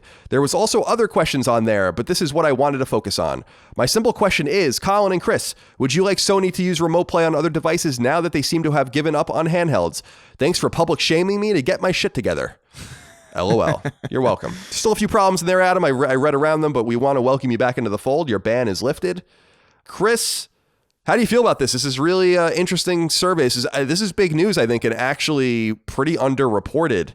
You'd actually find that this isn't even being talked about on some sites, but I think they should be. They're talking about all sorts of interesting stuff here. So what do you think? Yeah, I mean, I think it's cool. I think this is the direction that video games are going in, man. I think you got to make your software available to as many people as possible. I think the days of exclusive selling hardware are quickly changing into something completely different. And if I can get to a point where, dude, if I could play God of War on my Nintendo Switch, are you kidding me? Yeah, that's amazing. It's a tempting proposition. I think that it seems again, this survey doesn't really necessarily prove anything. It just indicates that they're thinking carefully about how they want to move forward, and to basically say, we're just going to use our competitors' handheld as our own handheld to mirror our own experiences is maybe not the smartest move if you want to sell hardware, but certainly the smartest move if you want to, like Chris said, proliferate your software. And so that it's not that they're just talking about other platforms. If you guys can go Google it if you want, but if you read the specific survey questions, they say Nintendo Switch, they say it. They say Apple TV, they say Xbox controller. These are not things that Sony would usually say. You got to remember, it was only like a year and a half ago that they were not even letting anyone play cross-play with Xbox or Switch with games like Fortnite and Bethesda coming out and complaining about it with their games and all of this. I mean, it wasn't that long ago, and now we're suddenly slingshotting to this new era where they're using the names of their competitors. And it's just, I know it sounds meaningless, but it's not. It's not meaningless. Not in the PlayStation ecosystem. That's not something they do. They go well out of their way to say anything about anybody ever. And that they're using these specific questions catered towards people that use remote play already to try to figure them out is really interesting. One of the things that they were talking about is like making basically like a portable DualShock controller. And it's like, these are pretty interesting solutions to the problem. And it also seems like they're going to really double down on PlayStation Now through this. Gaikai. Yeah, for sure. Yeah. I think it's cool, man. I would love to if I could use my Xbox Elite controller on like a PlayStation 4 exclusive game, that would be perfect. That would be heaven for me. I think you're going to get it. I think you're going to get it. I think that they're preparing something exciting here. Now, the questions being asked indicate that these are all in preliminary kind of thought mode. Yeah. But nonetheless, I think that it's a nice sign. I know that this scares some people. This, along with like the Horizon PC reveal. Well, that hasn't been confirmed yet, but that is happening. Based on the source, I totally trust that. And so people are going to have to wrap their minds around the level of proprietariness for these various consoles. I still think Sony is going to remain the most proprietary place, but clearly it's not going to be a proprietary ecosystem and moving forward. Oh, I don't think so at all. I think Nintendo's probably going to be the most proprietary. Oh, you think so? Yeah, I think so. I think the fact that Horizon's coming to PC at all is a pretty, or you know what I mean? Like I feel like you're not going to see Breath of the Wild on PC. You're just not going to see that. And I think, and even just the weird proprietary nature of like how Nintendo makes their machines. Like, I don't know if you've ever tried to sync up multiple controllers to a Switch, but it's a trial. It's a fucking it's such a trial to just get that working. And it's all just proprietary garbage, and it's like, oh my God. They just refuse to do anything with anybody else unless it's announcing a vague cooperation with Xbox Game Pass on Switch, which still I don't understand what that means. Yeah, you're right, because, and by the way, Chris just disagreed with me, everyone. But you're right in the sense that, and I guess I was looking at it more through services, like you said, because that was what was in my mind. Right.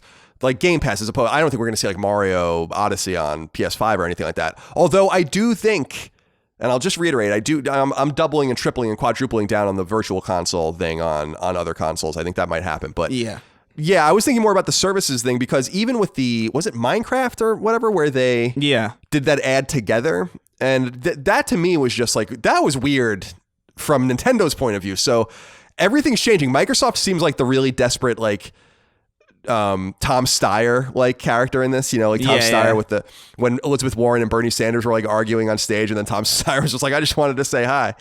Seems like Microsoft is like that guy right now, where the other two are kind of still have a lot of beef with each other going back decades, and it's going to take a lot for them to get over that. I think Japanese culture and Japanese business is different.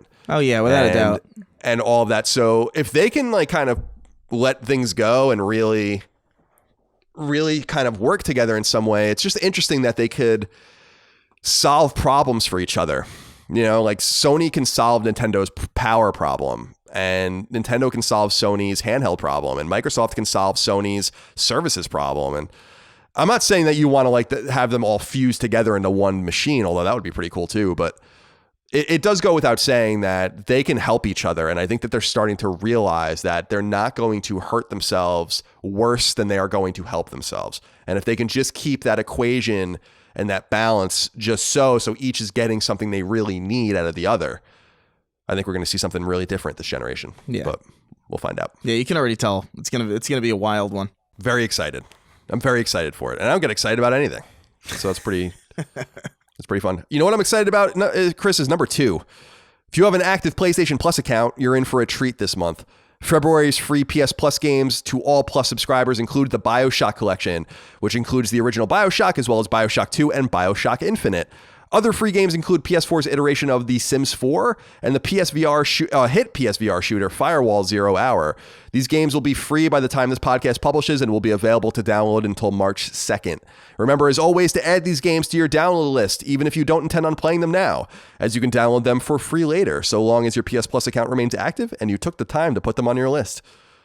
Chris, Ryan Pettit wrote into us and said, hey, CNC, with the BioShock Collection being announced as the free game for PlayStation Plus, I'll finally get around to playing the original game for the first time. I'm fairly busy and my backlog is continuously growing, so I was just curious if you'd recommend playing BioShock 2 as well, or should I just move on to Infinite after beating the first game? Thanks. Chris, what say you?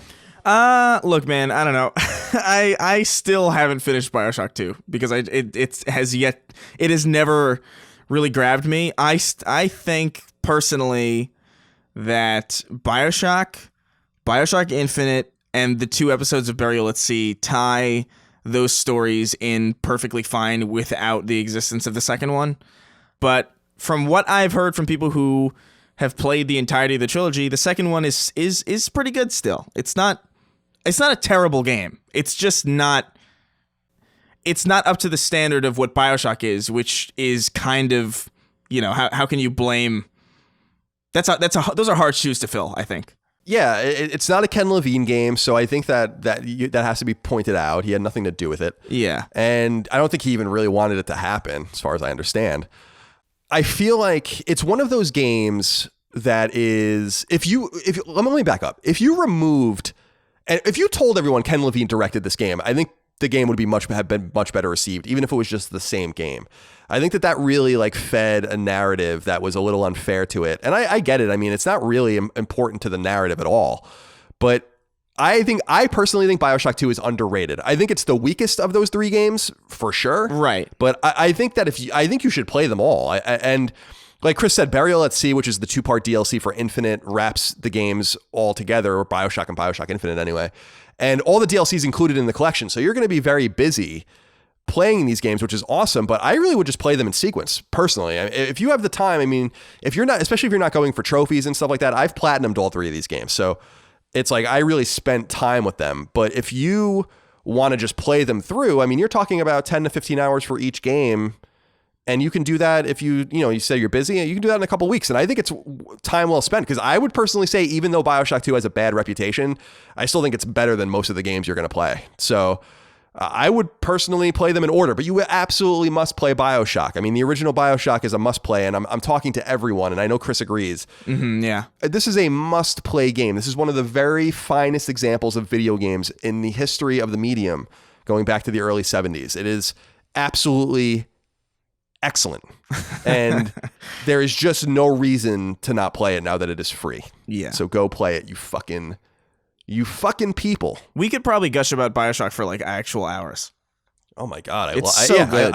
It's so special. It's just a really, really special game. I mean, I platinumed it on PS3 and then I platinumed it on PS4, and I want them to just re-release it with a new list on PS5 so I can just platinum it again. That's how much I love doing every in and out of the game, and seeing everything and playing it on the hardest difficulty and not dying and just slinking around. And it's a beautifully realized world. Rapture is a really special world. Columbia is cool too, but Rapture is better. And yeah, I'm just so excited with the Cloud Chamber game, BioShock 4 or BioShock 3, however you want to call it. I'm interested to see what they do with that, where they go. For sure. All right. Oh, Mark Zebro wrote into us. This is an interesting one, too. He said, "Hello, Colin and Chris. This month, Sony is giving its PS Plus owners not 1, not 2, but 5 games for free on PS4. Now, I do take... The BioShock Collection is 1 game, so we'll say there are 3 games, which is more than usual recently. Ever since Sony gave the axe to free games on PS3 and Vita, are they finally getting their heads together and realizing that they are giving players less bang for their buck? Love to know your thoughts. Thank you and have a nice day." Yeah, I you know what I'm interested in with this month, Chris, is that the games that are available, I'm not a Sims fan, but the games that are available are actually really good. I mean, this is a really solid list of games. BioShock Collection, The Sims 4, and Firewall, which a lot of people think is one of the best, if not the best PSVR game. Yeah. So it's actually a really good list. My hope here is that they are finally wrapping their heads around the fact that they need to give PSVR games away every month. In the PlayStation blog post for this, they talk about how this is a bonus game. So it's not something that they might do forever, but maybe they're testing it out. But I think it's really smart to tease PSVR out. And my assumption is when PS5 comes out that we're going to get a PS4 game, a PS5 game, and a PSVR game. And that would give more value to what was I think demonstrably a more valuable service, let's say 2 years ago, than it is right now. Oh yeah, for sure. All right. Number 3. Last week, we discussed rumors that Cyberpunk 2077 was delayed for about half a year simply in order to make the games run acceptably on current-gen hardware, which would be a worrying development for one of the most eagerly anticipated games of the last few years. However, a representative from CD Projekt posted on the dev's official forums, shining a little light on the delay and seeming to indicate that they needed more time for lots of different stuff, not just the rumored optimization. The rep posted in part, quote, "Of course, we're optimizing for the Xbox One and for the PlayStation and for PC because that's what you do in the last stretches of a game development. While the game is made, lots of things are unoptimized because they're all in flux, changing, and still not finished. So simple answers like they delayed the game because of X might make for a good rumor, but don't hold a lot of truth. There's always many reasons, among them simply fixing bugs so the game is as polished as possible. No hidden agendas, just working on making the game better," end quote. Originally slated to launch on PS4 and elsewhere on April 16th, this ambitious RPG will now come out on PlayStation 4 and elsewhere on September 17th. Chris, what do you make of this? This sounds like a reasonable answer to what we had earmarked as an interesting rumor, but one nonetheless that we didn't know for sure. Yeah, I mean, a game, from what I know from like some dev friends of mine, like typically a game runs poorly for a pretty long time, like pretty much until like the last stretch before everything kind of comes together, and then they, hammer out some of the bugs and get things optimized. But yeah, I think it makes perfect sense. For something to be delayed for one reason, that has to be like a catastrophic reason. And I just don't see CD Projekt Red making a game that falls into the category of games that get delayed for catastrophic reasons. They're not Hello Games, you know what I mean? Like I feel like they know what they know what they're doing. They're not going to put out something that's half baked. They're not going to put out something that just doesn't work. I'm excited, man. Yeah, I'm looking forward to it. I'm glad to hear that. Well, and I'm glad to hear they're getting all the time they need. And yeah, you're right. It's like the game that always comes to mind for me that was delayed for catastrophic reasons is Drive Club, which was completely broken for a year after it was supposed to come out and a year after it did come out. So like they just couldn't figure it out. And that was like a really embarrassing thing for Evolution and for Sony, because Drive Club was supposed to be a launch game for PS4 and didn't come out until about a year later. So that's the game that always comes to mind for me with like a game that is broken for one reason. And that game I think was broken because it just wouldn't work online properly, because it's all about those clubs and like interactions with each other and all of that. And apparently, I mean, I heard about that before. Sources were telling me about that before the game was even delayed, because it was conspicuously absent from all of Sony's marketing in 2013 as the launch came. And I'm like, this game's definitely delayed. And we talked about it. I think we wrote about it on IGN, and then they finally confirmed it. But they stuck with them and actually got the game out. And I know, please don't write into us. I know that some of you liked Drive Club. It's dead now. Obviously, it doesn't work anymore, or it's not, or it's about to be broken online. But we did get a few letters that I did want to read. I selected one of them that represents all of them. I think Ray Briggs wrote into us, said, "Hey, CM Squared, I wanted to take issue with something one Mr. Chris Raygun said last week. When talking about Cyberpunk, he said if you purchased the game for an OG Xbox or PS4 that you had no right to complain if it runs badly, and that it should be expected given the age of those consoles and the complexity of Cyberpunk." And he says, I am paraphrasing. "I completely disagree with this. If CD Projekt is going to release it on those platforms and it runs like crap, I have every right to complain as a consumer. If they can't make it run on the original run on consoles, the original run of consoles, then don't realize it on them. Just release it on the pro versions. If they release it on consoles knowing they can't optimize it well enough to run, they deserve the rash of shit gamers are going to give them. Just my 2 cents. Thanks for making the best PlayStation podcast out there. Looking forward to Chris's new video." I think Chris's new video just came out. Yeah. So you guys can go check that out. Chris, what do you say about this? We got a few letters about your words about kind of what you basically said. I mean, the way I understood it was you were saying like the tech is advancing so quickly that it's really ridiculous to expect these games to run on 2013 hardware in 2020. And that is well received by me. I would still be pissed as a consumer, but I understand that we're stretching these consoles to their very limits now. And have been really for a long time. So do you want to defend yourself here? Yeah, I mean, well, look, if it will run on the original consoles, but there's no question, there is no doubt in my mind, and obviously it's going to be just a fact, that the game is going to run infinitely better on newer hardware. And yeah, it sucks.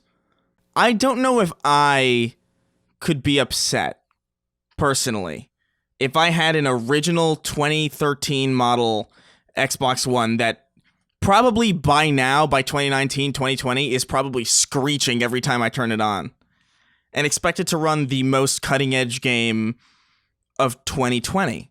Like I would be upset, obviously, just from the sheer, inconvenience that would set upon me. But I don't know if I would not expect it. And this is just kind of the way things are going. And like, I would agree that if that is the case, that they should just relegate it to, hey, this is coming out on Xbox One X and PS4 Pro. But I don't know if Sony or Microsoft would even allow that. I don't think that's up to them. I don't know if there's probably not even box art that says this is coming out only for PS4 Pro or this is coming out only for Xbox One X. I don't think that's even qualified as a different kind of console enough that you could separate them. So I think, if I was a developer, I would be like, hey, can we just put it on, Xbox One X or PS4 Pro?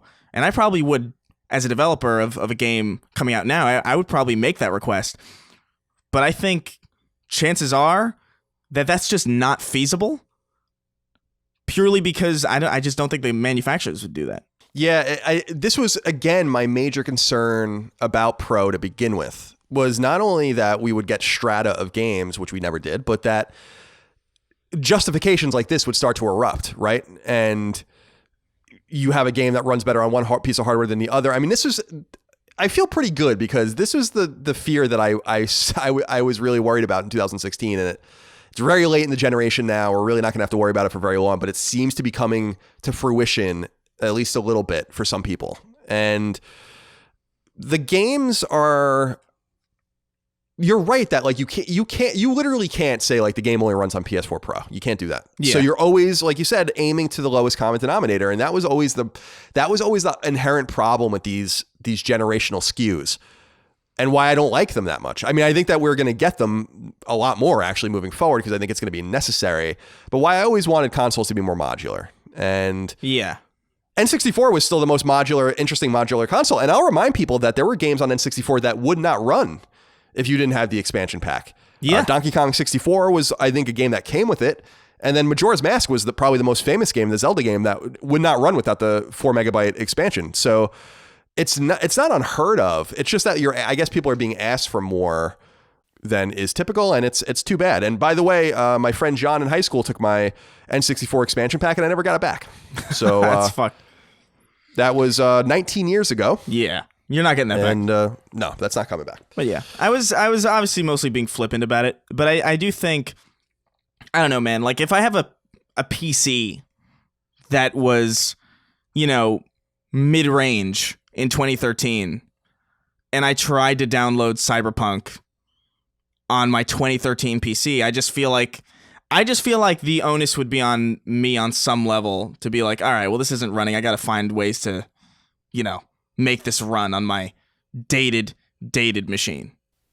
Yeah, I don't necessarily disagree with that. I mean, I don't disagree with that. If you think about, PS1 came out in December 94, PS2 came out in October 2000. So if you think about the original PS1 and PS2, they were closer together with less of a quantum leap in processing power and all of that than these consoles are now, because they're getting so much more out of them.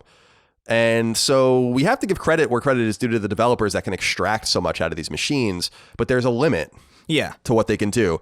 And I just wanted to read that Cyberpunk story simply to let people know that the rumor we were kind of giving credence to doesn't seem to be true. Although I don't think they would ever admit that anyway. So yeah, you got to do your PR. Yeah, I think Cyberpunk's probably going to run probably fine on the original Xbox One and the original PlayStation 4. I think it's probably going to be okay. Probably capped at 30. Maybe a little bit of checkerboarded rendering, or maybe like a little bit of a dynamic resolution in there to like allow it to run well. And I think, that's just going to be the trade-off. I wonder, I hope, Chris, that we see that the idea I had of giving PS4 games on the back of the box, along with their memory requirements and their players and all that, the PS5 patch thing. I wonder if Cyberpunk will be one of those games that, if that ever happens, because I think that's a really good idea. I mean, if I do say so myself, I think that's a really good idea. And Cyberpunk is obviously like prime candidate number one for that in my mind. Without a doubt. All right. Number 4. Speaking of games that didn't run very well, the Electronic Arts published and Respawn developed Star Wars game Jedi Fallen Order is officially a commercial hit. In a financial call as relayed by IGN, EA's longtime CFO Blake Jorgensen noted that the publisher's internal projections were for between 6 and 8 million copies sold in its fiscal year, which ends on March 31st, 2020, but that those numbers were already met and surpassed in its third quarter, which ended at the end of December 2019. Electronic Arts now anticipates to surpass 10 million copies sold for the game by the end of March, a boon for a publisher that has long been looked at as squandering its exclusive access to the Star Wars license. Star Wars Jedi Fallen Order launched in mid-November last year and was generally well liked by both critics and consumers. So congratulations to one of Chris's favorite studios, Respawn, for a successful launch of Jedi Fallen Order. We will certainly get a sequel to that. And I'm excited about that. I really actually enjoyed the game very much. Garrett Jaggard wrote into us and said, "Hey, CNC Podcast Factory. Recently, news broke that Star Wars Jedi Fallen Order has exceeded EA's expectations, already selling 8 million units and projected to break 10 million before the fiscal year end. With this in mind, and the market having spoken definitively that there is still a demand for single-player games, do you think EA might finally listen to consumers? Or is this just an anomaly, and EA will continue business as usual, with even more microtransaction-infested, full-priced live service products? Thanks for making podcasts great again." Thank you, Garrett, for your question. Chris, this is actually a question for me in my mind, because I don't really know. I don't know that EA cares about how much a game sells. I think EA cares about how much a game makes. And I don't know what it might be in their financials. They're a publicly traded company. I just would have to dive into it, but I don't know that they're happy. I think they're happy with the way this game is sold, but are they happier selling, Battlefront sold like twice as many copies, and they sold it at $60 or $40, and then they made all of this money on back-end microtransactions and DLC and shit. I just don't know that this is the game that's going to prove to them that they're wrong, because I don't know that they are. And I think that that's something that people kind of have to accept, if that makes any sense. And it sucks. But like, they look at FIFA and they look at Madden and they look at Battlefront and whatever, and they're like, these things fucking, and Apex Legends, they look at these things and they're like, these things print money, and they print money continuously, just not at the point of sale. And do you want to invest more money in something that only sells at the point of sale, or do you want to make something that is going to extract money out of people over a longer period of time? And I think EA and Activision and the likes of them are unabashed about what their preference is. But what do you think? Yeah, no, I think you're probably right. I think they've made way too much money off of microtransactions now, especially now that Battlefront 2 is in like a better place, like critically. I think they're probably just... I feel like what's sad about this whole thing is that like I feel like a lot of publishers are going to take the route of, hey, you know, it's kind of okay that we release a broken mess as long as we have a redemption story. Because I think that they know that redemption stories kind of play well now. Even though, like, back in the day, that would have been, like, hilariously implausible. Like, you released a broken game and fixed it a year later. Congrats. Like, that's so... Yeah. that would be, like, so alien in the 2000s, I feel like. But, yeah, man, I don't know if this is going to be the game that changes their entire outlook. Especially because they're just so set in their ways. I personally think it's a lot smarter to invest in games like Jedi Fallen Order and games. I mean, PlayStation is the best example of this, where their entire brand is phenomenally profitable, specifically because they invest so much in these one-off, you know, finish at the point of sale, completed, polished experiences. And that kind of elevates their brand to this level of like, oh, you can trust a PlayStation game is going to be good. So you're almost going to want to buy a PlayStation game on the basis that it's a PlayStation game, because you know that it has that seal of quality. And I don't know if EA really sees that. I don't know if EA really has an interest in seeing that because of how much money they're making off of shit like Apex Legends and stuff. But I would advise anyone higher up on any of these boards to really look at what PlayStation is doing and consider that it's working pretty damn well. Yeah, I love what you said about redemption arcs too, because I think you're absolutely right in this regard. Like, this feeds their narrative much more than it feeds their pocketbook. Like, they needed a game that shrugs off this idea that, well, we could go in different directions if we wanted to. And here's the proof in the pudding, but whether or not they really want to do that or not remains to be seen, because I think they're only releasing like 4 games in the next year outside of, I guess, their annualized products. And so on one hand, with their EA originals, they've shown that they want to invest in some of these single player games, but I really think they do that for optics too. I don't think they give a flying fuck about A Way Out or Unravel or anything like that. I really don't. I think that they just feel like they needed to do this. Yeah.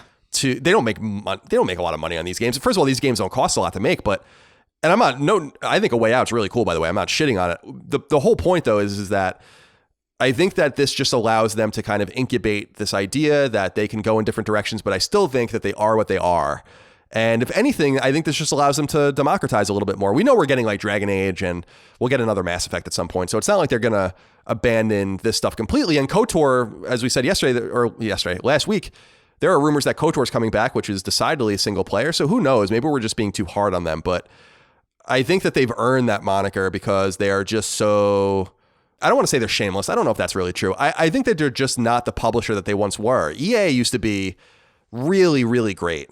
And yeah, I just don't think that they are anymore. And I can say the same thing about Activision. I think Activision just does what it does, but I don't know that it's necessarily like a company worth what it once was to gamers. I think it just makes a lot of money for its investors, and that's totally fine. I still think Ubisoft out of the big three is the publisher that I trust the most. And you're right about Sony games. I think that, like, with rare exception, like, really Knack is the only game that comes to mind for me in this regard. Is like, you can really buy a first party or second party PlayStation game with complete confidence without reading a review. It's very rare that you would really regret that decision. Yeah. Even if it's something like Gravity Rush or Shadow of the Colossus remake or whatever, like, you can go and buy or The Last Guardian, I wasn't really crazy about, but I think you're right there. I think that you could make a brand staked in this. And hey, man, The Last of Us Part 2 removed its multiplayer component completely, which was really popular. I mean, that goes to show you how much dedication they have to first party single player games. Yeah. So, very different ecosystem for sure. All right, this next one I got to work a little bit around. You might have heard me clicking around. It's because this story actually just changed, but I'll read it as it is, and then I'll go into what's changed to keep everyone abreast of the situation. Sure thing. So, number 5, an interesting rumor relayed by website Eurogamer indicates that the bizarre Wii U-exclusive game, The Wonderful 101, developed by stalwart Nintendo collaborators Platinum Games, is set to come to PlayStation 4. However, the rumor is a little stranger than just that. Platinum Games was apparently unable to secure a publisher for a PS4 port as well as a Switch port, and so will be going to Kickstarter to raise the necessary funds to migrate the game. By the time you hear this podcast, the Kickstarter announcement may have already happened. The Wonderful 101 came to the Wii U in the late summer of 2013 and has been stranded on that hardware ever since. Interestingly, Nintendo published the game there, but clearly doesn't own the rights to the IP, and had some sort of exclusive window in which to retain the game. This theoretically opens up the door to other Nintendo-published non-Nintendo IP games to come over, which in Platinum's case would open the door to Bayonetta 2 and 3 ports at some point. All right, so this changed because the Kickstarter has launched. So this is real. This is not any more of a rumor. It just launched last hour. It already has made $296,000 in an hour of its $50,000 goal. And so apparently its stretch goal for PS4, it's coming to Switch. The stretch goal for PS4 is $500,000, so it's going to meet that in like an hour. It's also going to come to Steam and probably other platforms as well. And Nighthawk Interactive is the porting studio. So Nighthawk Interactive is most notable recently for the Disney classic games Aladdin and The Lion King, which were pretty well received. Yeah. They've already worked with another Japanese studio From Software with Metal Wolf Chaos, which came to PS4 last year. And they've just ported a bunch of other stuff. They ported Tempest 4000. They worked on RBI Baseball, Mutant Mudds, which was a game made by a friend of mine. So they have a lot of experience in this regard. So it's a good studio to partner with. So this is live right now. The numbers are going up as I'm watching it. Almost 4,500 backers, almost $300,000. So yeah, if you're interested in the Wonderful 101 on PlayStation 4, it is coming. I assume it'll be here next year-ish. So we'll have more on that soon. Did you ever play that game? I am looking it up now. I totally forgot that this was even a thing. It was a really stylish game that came to Wii U and no one played it because it was on Wii U. So you want to know the thing that this is a funny story. You want to know the thing I remember most about this game is that when NeoGAF was still like a thing that anyone cared about. Yeah. There were these people that were talking. There was people talking shit about me as they usually do on that forum and elsewhere. And there was a guy saying how he didn't take me seriously because he saw me play The Wonderful 101 at E3 and I didn't know what I was doing. And I'm like, I never played The Wonderful 101 at E3. So you're like, I didn't actually answer this guy, but I'm like, that never happened. And then I realized that there's just things that you just can't, some people just can never be pleased and they'll always make up things about you. That's wild. That was an inflection point for me. So is this a Beautiful Joe game? Because it looks like Beautiful Joe. It's Kamiya, so that's why. Hideki Kamiya is the director of the game. He obviously directed Beautiful Joe when he was still at Capcom. So I think that's why. I think it was supposed to kind of be a shameless sort of ode, as it were, right, to the game. So I think that's why there's a visual similarity there. But yeah, and there's a lot of, I got to read more on the Kickstarter page. I'm not going to do it while we're doing the show, but I am interested in how this works because Nintendo funded the game. I thought that they also own the IP. So this actually reminds me a little bit of Sunset Overdrive. Yeah. Where it could be that, like, Insomniac owns Sunset Overdrive, so now Sony owns Sunset Overdrive, but Microsoft owns the publishing rights to the first game, maybe even for a limited time. I still think you'll see it eventually on PS4 or maybe PS5, but I wonder how this all works. And like I said in my write-up, I wonder if this will open the door to other Nintendo-funded games that aren't Nintendo IP to come over. I think Bayonetta is the one that comes to mind for me the most because Bayonetta 2 and 3 are going to be, or are, Switch games. So yeah. While the first one is about to come to PS4 again with Vanquish just in a couple weeks. So a lot of questions I have here. I'm sure that journalists, well, maybe not. They have nothing useful to say usually, but hopefully some journalists will dive in and find out the answer to this because there's a lot of intrigue here for me. Much more than the game actually coming to PS4 is how it's happening. So we'll see how that all works out. But yeah, go check it out. It's on Kickstarter right this very second. Number 6, a compelling rumor about the Oh, by the way, let me go back real quick before I even read this, Chris. I'm sorry. Oh, sure. Because I have here in parentheses. Platinum is also, since we're talking about Platinum, they're also teasing something on their website. It's just the number 4. I don't know what that could mean. It could be Bayonetta 4, but isn't Bayonetta 3 not even out? Yeah. Or am I? So I don't know if they would be teasing Bayonetta 4. Can you imagine they just do that? That would be awesome. Yeah, I could imagine it, but but hopefully they don't. So yeah, that's also happening, but I'm not writing about it on the show because I just don't know. There's literally no information about what it could be. So just throwing that out there as well. All right, now to number 6. A compelling rumor about the yet to be announced Resident Evil 8 indicates that we could have what we could have already assumed. It will be in first person. This isn't a gigantic surprise considering Resident Evil 7 was the very first core Resident Evil game to not be in third person, and it was a huge critical and commercial success. The rumor comes by way of Eurogamer, which notes that Resident Evil 7's first-person view largely stemmed from its PSVR functionality, and so a switch back may have been expected. The rumor further notes that Resident Evil 7's protagonist, Ethan Winters, will return in Resident Evil 8, along with Chris Redfield, who first appeared in 2000's Resident Evil Code Veronica, as well as 2009's Resident Evil 5. Resident Evil 7 launched in very early 2017, and it's unclear when Capcom may have Resident Evil 8 planned for launch, though it's reasonable to think that it could be teased in some way in Resident Evil 3 Remake. These rumors come on the back of word from Capcom via Games Radar that Resident Evil 3's so-called Resistance multiplayer mode will not be a canon addition to the Resident Evil franchise. Resident Evil 3 Remake is set to come to PS4 on April 3rd. Very excited about that. Now, Chris, I think they got to kind of ease back a little bit. You don't want too much Resident Evil. Yeah. You don't want too much. You want to let 3 breathe a little bit. I think this news... Well, I guess it is just rumors, so... Yeah, I trust Eurogamer. They're one of the only sources that actually is reliable, I think. And so I'm not a huge fan. Oh, sorry, I'm like moving around. I'm not a huge fan of the site, but I trust their rumors. They have a lot of connections, especially in Europe, obviously. So Resident Evil 8 being, I got to be honest with you, maybe this is stupid. I don't know if Capcom has talked about this. Maybe this is just me being an idiot, but I never really thought about Resident Evil 7 being first person only for the PSVR mode, that it otherwise would have made perfect sense to just do it in third person. I never really considered that. I just thought it made a lot of sense being in first person. Yeah. So have you played it yet? I haven't gotten around to it, no. Horror games are just one of those kinds of things where it's like, it's really hard to get me in the mood to play a horror game. So I have to really be in a really good frame of mind. And also I just kind of prefer the third person aspect of Resident Evil 2 Remake and what is presumably going to be the same style in Resident Evil 3. I think I tried Resident Evil 7 a little bit, and I felt... I'm a very FPS oriented person, so when I'm in first person and I'm moving so slowly, there's just like an inherent like aneurysm that happens in my head where I'm just like, this is wrong, something's wrong, you should leave. Yeah, fair enough. I want to get around to it though, for sure. Yeah, I hope you do, and because I liked it quite a bit. It was such a redemption story for Resident Evil. After 5, and I didn't even play 6 because I just couldn't even stand looking at it. Didn't sound like Resident Evil to me. Maybe I should go back and play it and give it a chance at some point. But Resident Evil 8 being more Resident Evil 7 would be very, very nice. I liked Ethan Winters. I thought he was an interesting character.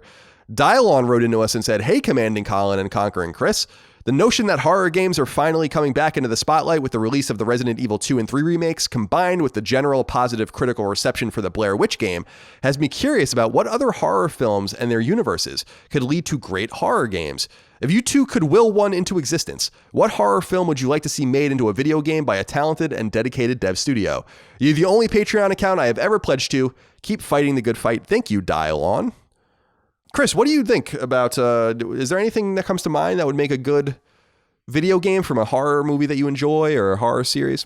Oh man, I don't know. I'm not really that big on horror movies. So like, I don't know if I could really say if there's a movie that works well with a game, but what I can say is that I would love to see a modern take on Fatal Frame, because Fatal Frame is such a weird franchise and such a fun horror series that I feel like it could be done super, super well with like modern engines and the stuff that you can do now.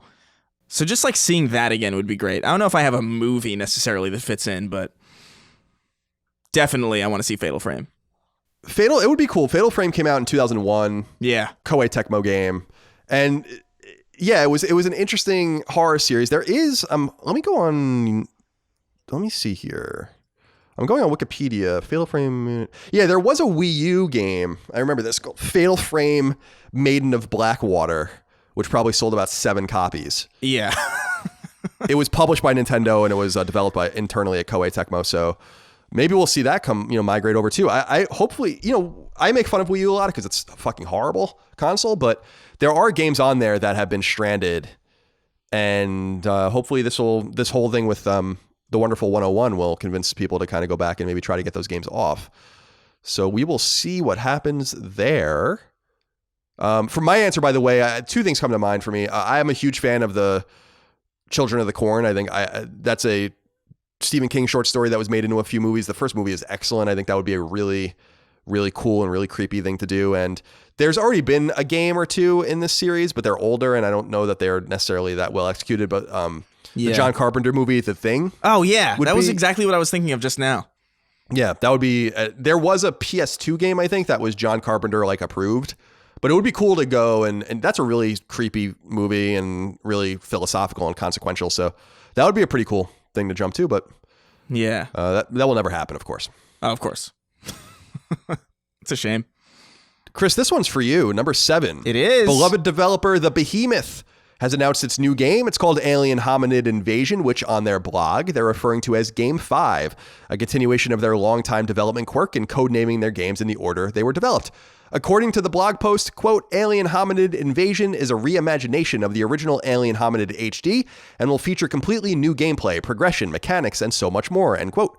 While they don't specifically state that it'll come to PlayStation, they do note that it'll come to both PC and consoles, plural, all but confirming the news. The Behemoth is a San Diego, California-based team most famous for its 2008 Xbox Live Arcade smash hit Castle Crashers, which later came to both PS3 and PS4. Alien Hominid Invasion is based on its 2007 Xbox-exclusive game Alien Hominid HD, which was in turn a port of their original PS2, Xbox, and GameCube game Alien Hominid, which came out in 2004. The Behemoth has long been a collaborator with Xbox, so its 2 most recent games, 2013's BattleBlock Theater and 2018's Pit People, haven't yet come to PlayStation and may never.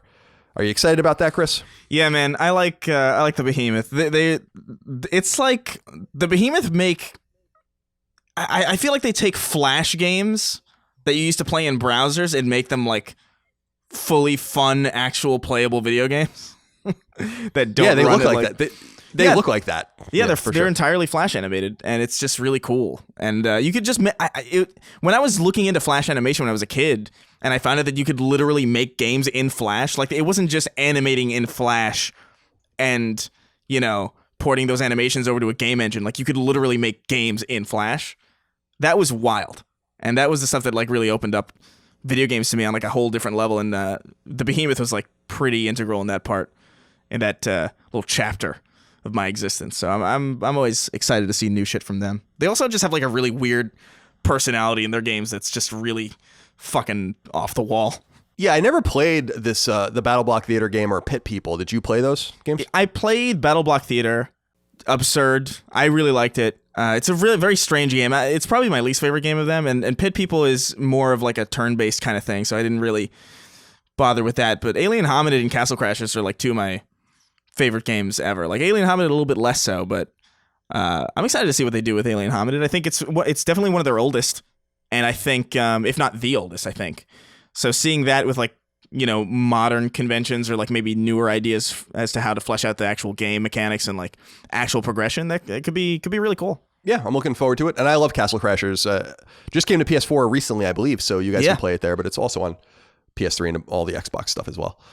All right, this one's for me. Number 8, Japanese developer Innie Creates is finally bringing its beloved Mega Man-inspired 2D side-scrollers Azure Striker Gunvolt and Azure Striker Gunvolt 2 to PlayStation 4. They will be released in a single package called the Striker Pack and will launch on April 23rd. The original Azure Striker Gunvolt came to 3DS in the summer of 2014 and was later ported to PC in 2015 and Switch in 2017. The sequel came to 3D in 2016 and Switch in 2017.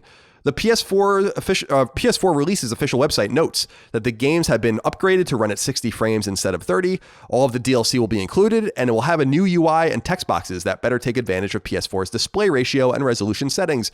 The collection will cost $39.99 or your local equivalent at launch. Those are really great games. Really excited to finally get them on PS4. They really should have been released on Vita back in the day, but they weren't. So Azure Striker, or Azure Striker, however you want to say it, I say Azure, will come out very soon on PS4 for the first time. Number 9, Hasbro-owned Wizards of the Coast, the force behind the Magic the Gathering card game and spin-off iterations, and the current owner of Dungeons & Dragons, has officially revealed its new internal game studio that will focus on creating a sci-fi RPG for multiple platforms, including PlayStation. The studio is called Archetype Entertainment, and according to its website, it's led by a team of ex-BioWare devs as well as folks with RPG experience from other studios.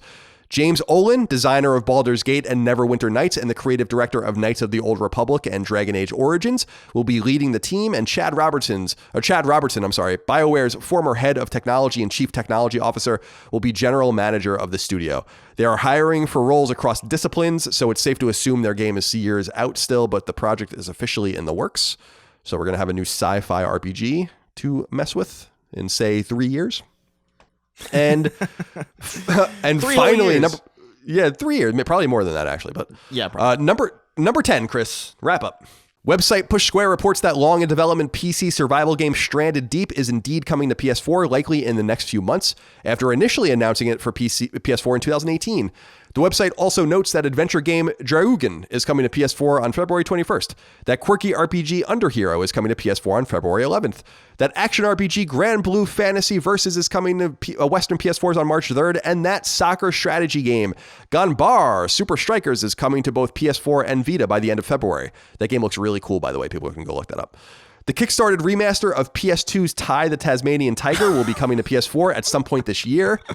And finally, website Silicon Error reports that Arc System Works' extensive Double Dragon and River City collection, which launched in Japan in 2018, will be coming westward, though it's unclear when. The collection contains a staggering 18 games spanning several decades and came only to Japanese PS4s and other consoles as well over there. So it was even on Japanese Xbox Ones I saw.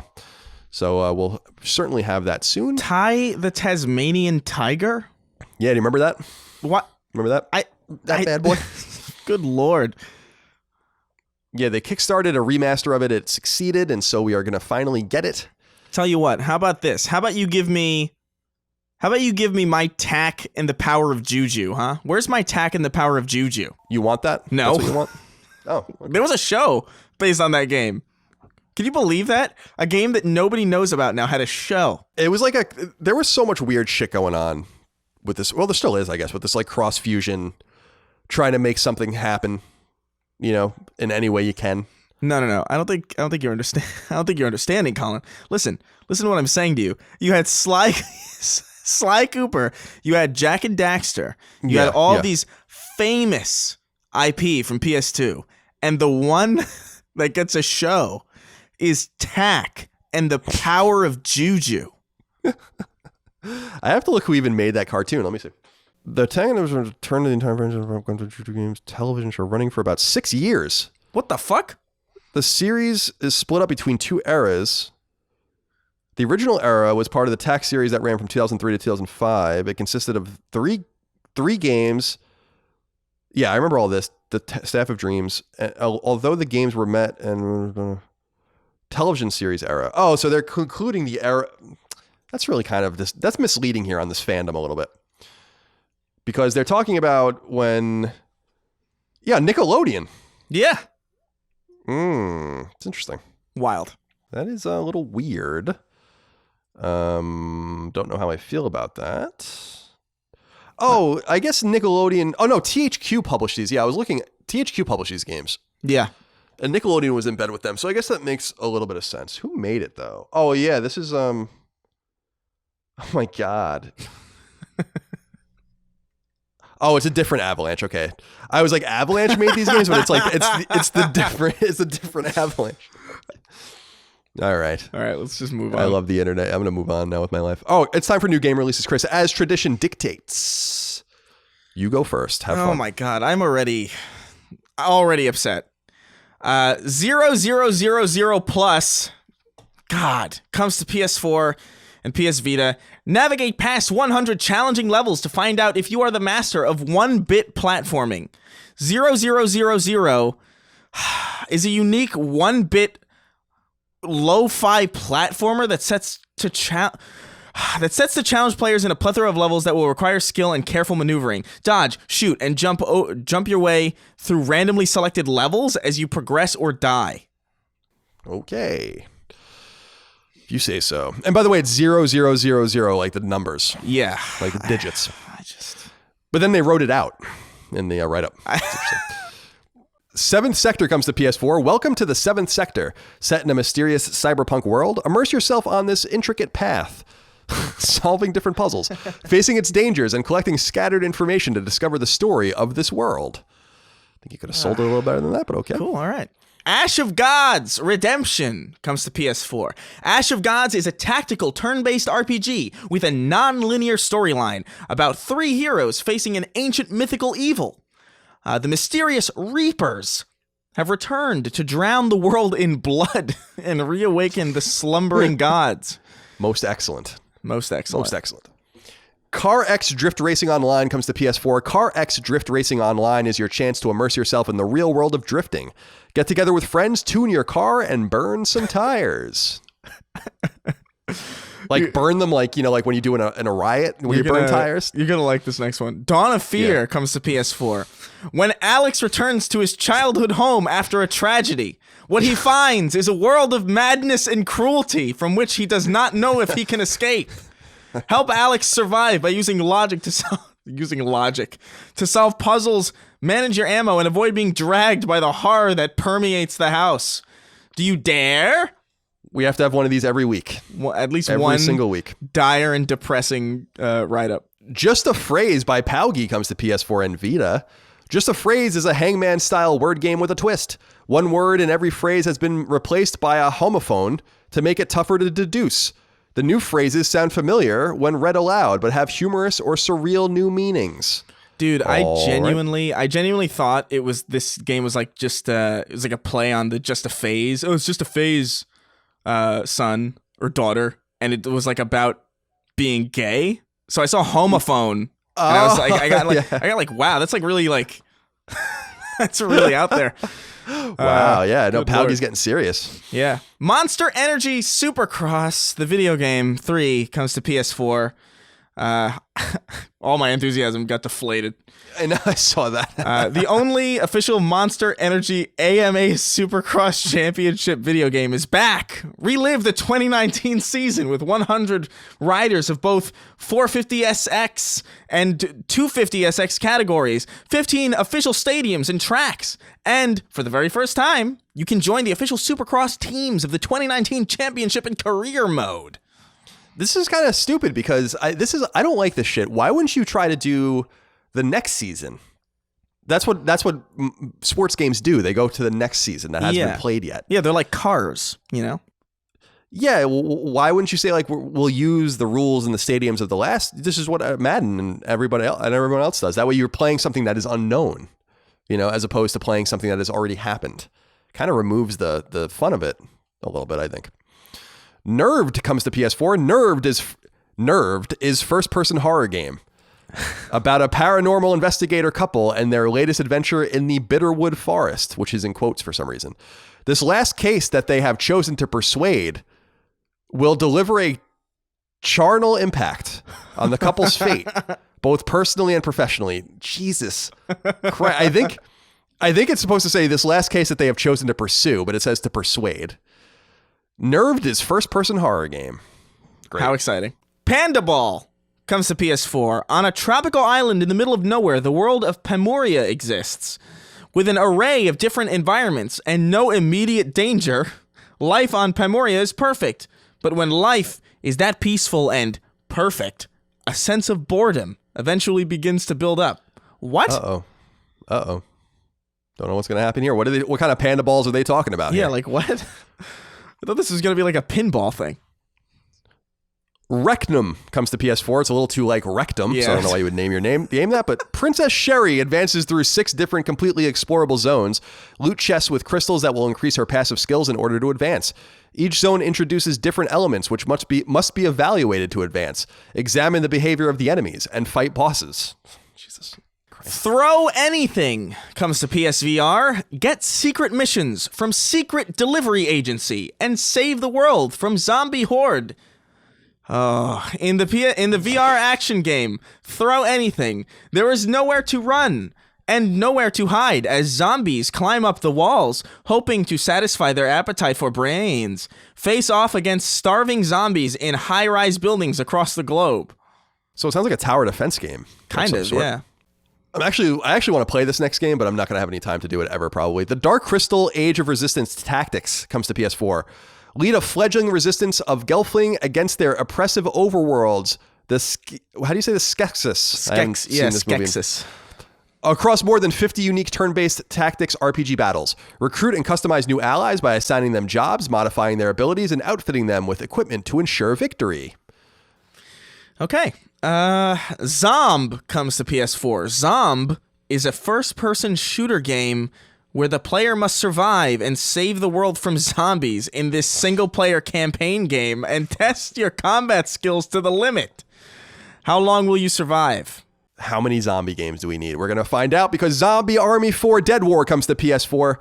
Hitler's hordes are back for more in this spine-chilling shooter. Occult enemies, epic weapons, and a new campaign for 1 to 4 players await as you fight to save humankind from undead Armageddon.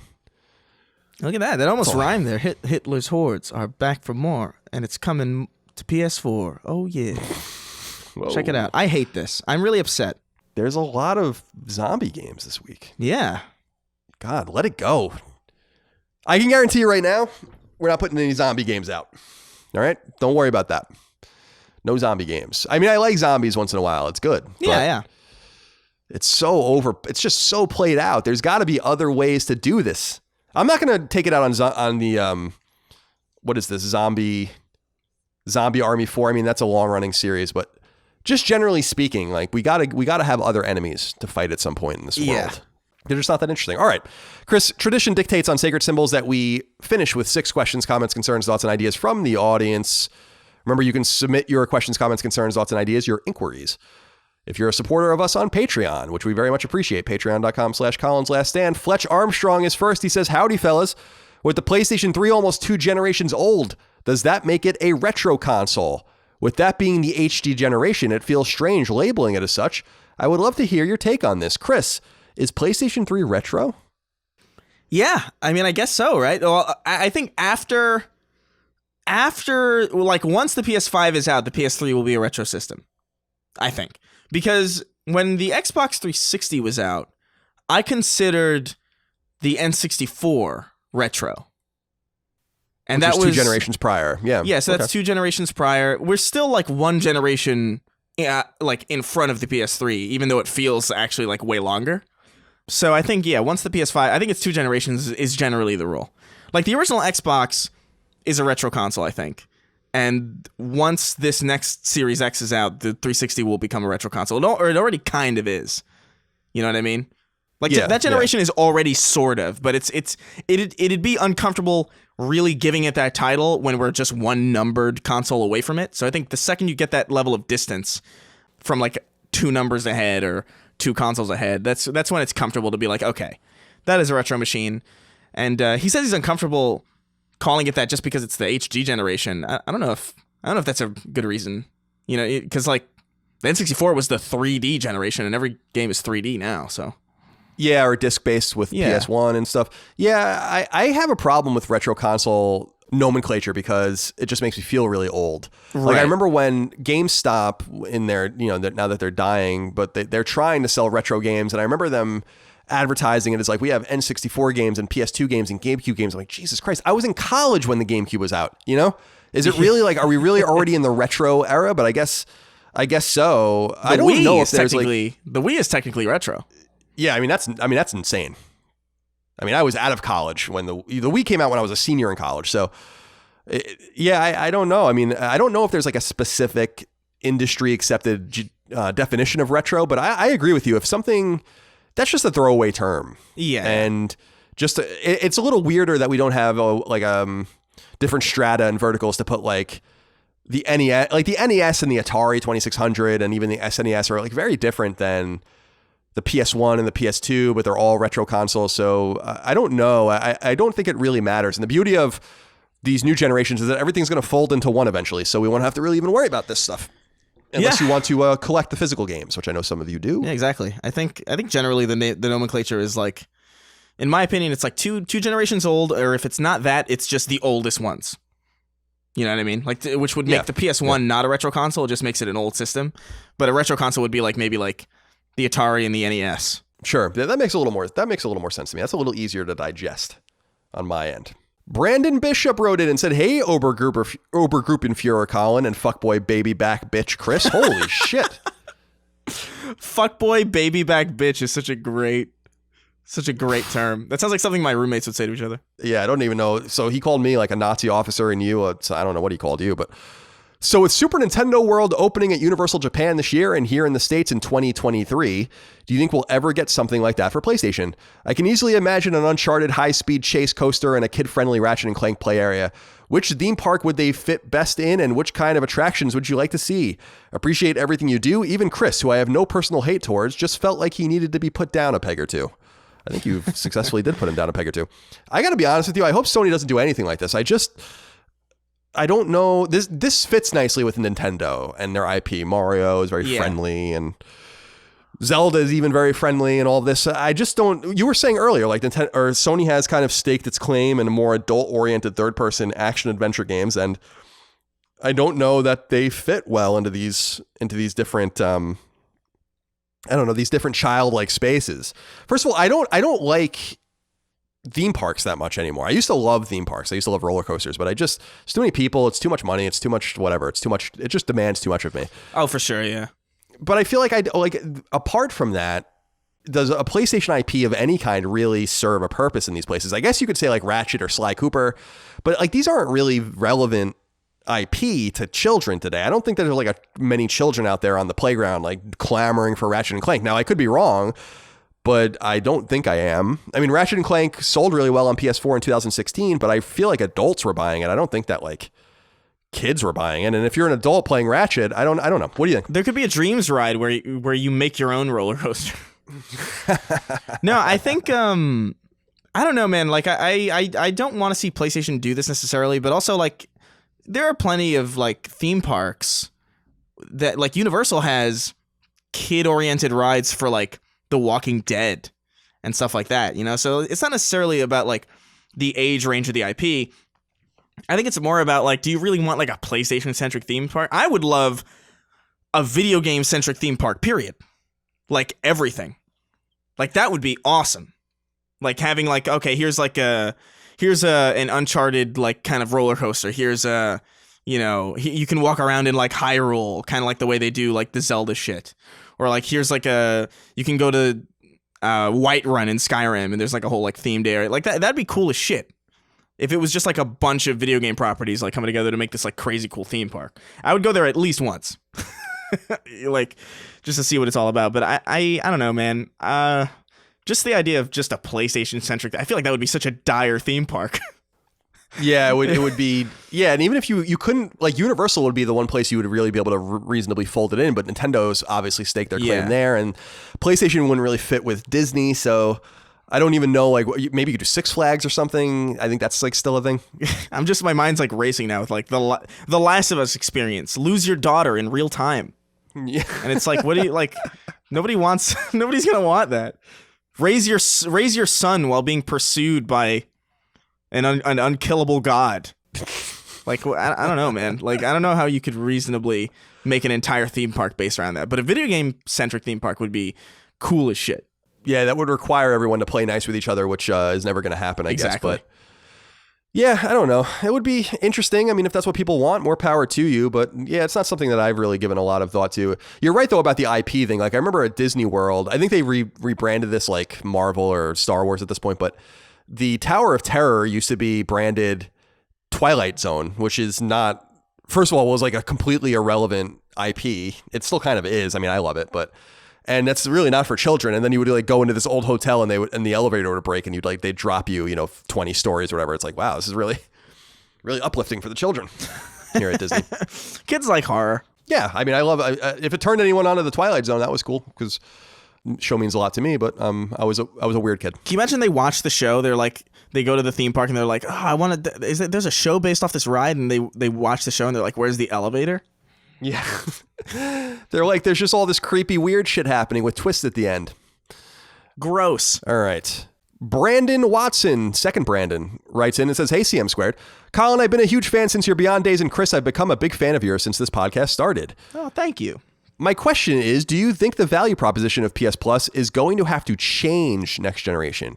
We used to get PS Vita and PS3 games each month, but those have stopped. February, we are getting a few more games than normal, but is it enough to compete with Game Pass or other services? I would like to see maybe a price drop or a PlayStation bundle and PS Now into the service. What are your thoughts? We touched on this a little bit earlier, Chris, but I wanted to discuss Mr. Watson's question here specifically in terms of the way it compares and contrasts to Xbox Game Pass, because I feel like, is it possible that PlayStation Plus goes down in price? I just don't know about that because it's so much latent money for them. They have something like 38 or 40 million monthly subscribers, each paying $10 or so a month. I mean, that's a lot of money to just say no to.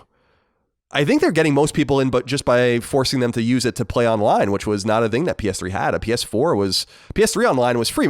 Don't you remember everyone used to be like, you can play online for free on PS3, and then that you couldn't do that anymore on PS4 because Sony realized they were just leaving all of this money on the table. I know. I remember those online comments very, very well because I remember back in the day, people would be like, you could play on PS3 for free, man. It's so good. And then the second they started charging for multiplayer, they were like, well, they need to charge for multiplayer. It's like, how are you expecting them to fund it? it's like, oh my God.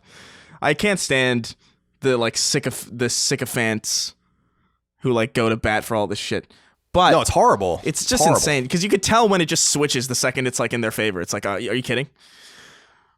But, I don't know, man. This whole thing is if I were in charge, I think they could grow PS Now far greater if I know they dropped the price a little bit, but if they dropped the price a little bit further and didn't just bundle it into PlayStation Plus, that'd be wild.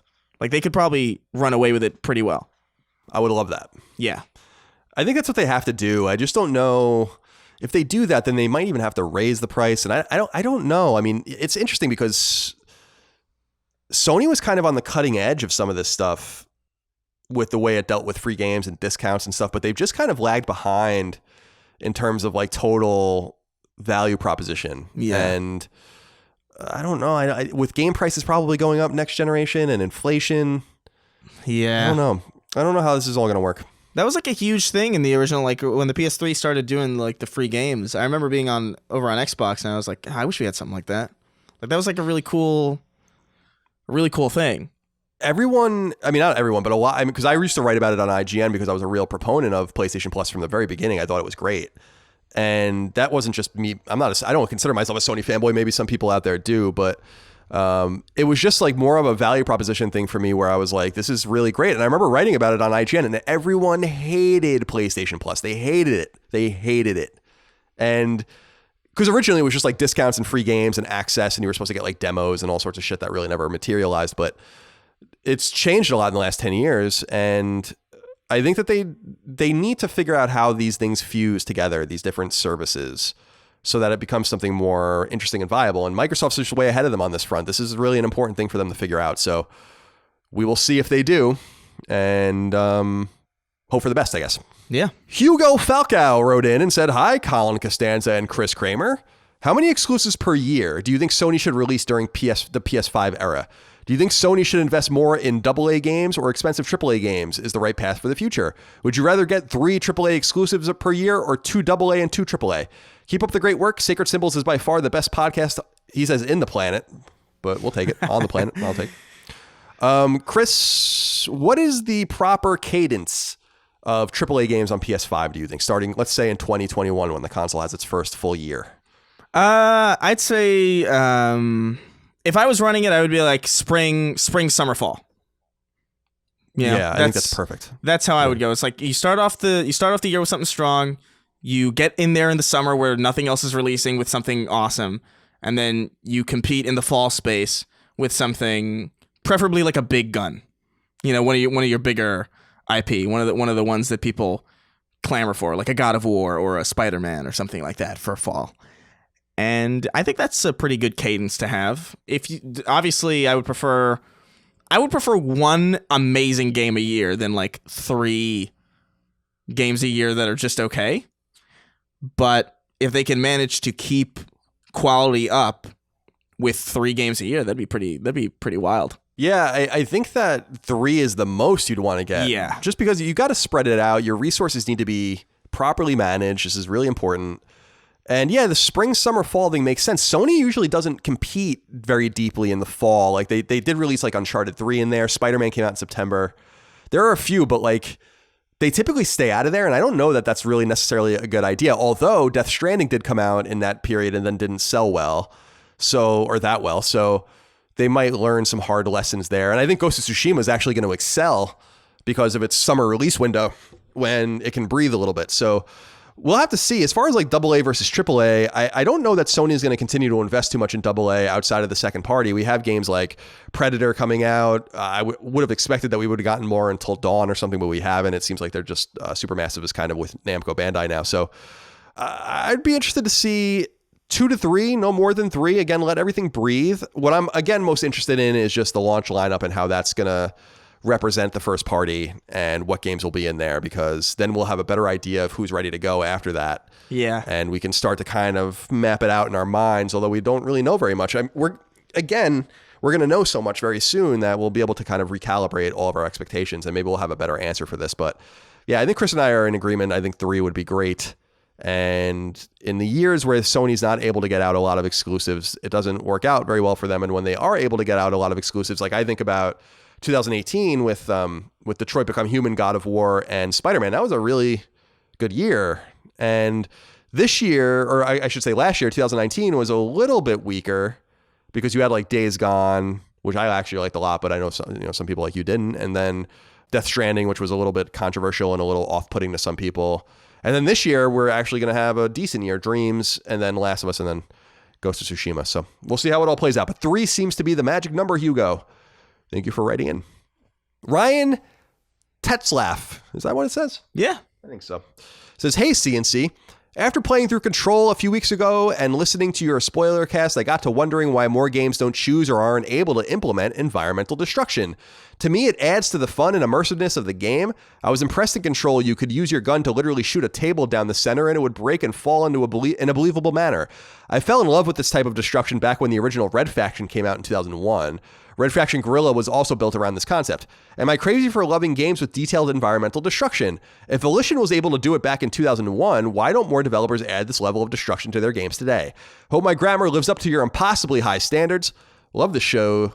Keep it up. Thank you, Ryan. Appreciate you. Red Faction is what comes to mind for me with this too, because that was the first game I ever really saw do that. But Chris, this has to be a technical limitation, right? Control doesn't run very well. So yeah, you have to assume that this isn't included because the games just don't run very well. And I know Volition did it, but I don't know that Red Faction is like a great game.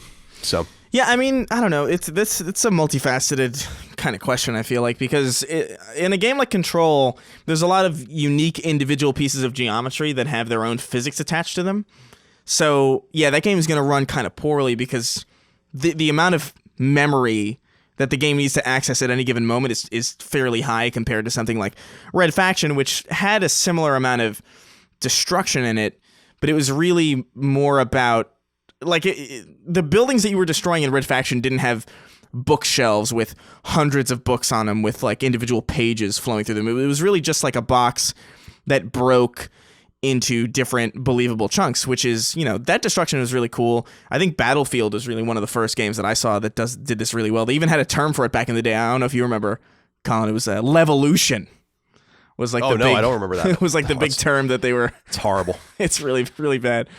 But I don't know. I think destruction like that has a place in some games, but in other games that it would be cool to see it in. I feel like it would just break the game. Like you wouldn't want, for instance, a competitive arena shooter whose entire basis is strong map design to allow for players to just completely destroy the level design by breaking through walls, no matter how cool or neat it would look or how impressive it would be on a technical level. Sometimes a game's design just doesn't call for things like that. And honestly, in a lot of ways, I think Control's design didn't really call for it, but I appreciate the fact that they actually went all the way with it in Control, because that was one of the things that I took away from that game too, is just how incredible it would look to pull something through a room and watch all the paper just fly around you. And just like, that is a really technically impressive game.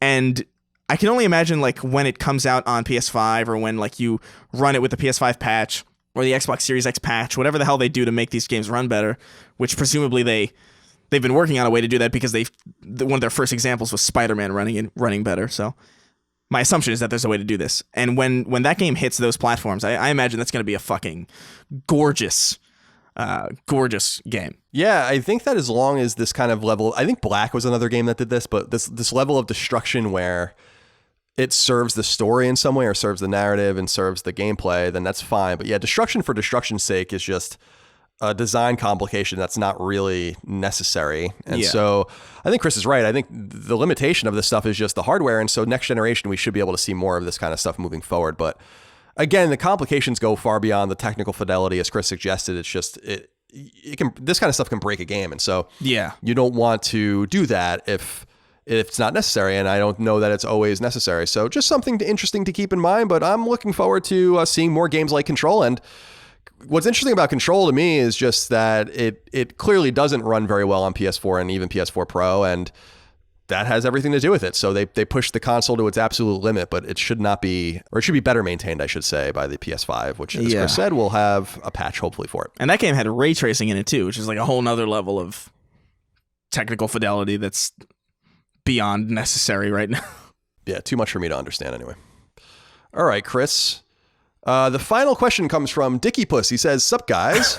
As always, keep up the good work." Do you really have to have your name be Dicky Puss? Is that really a necessary thing to name yourself? It says, "For the longest time, I've heard Colin hating the term schloot, looter, shooter, etc.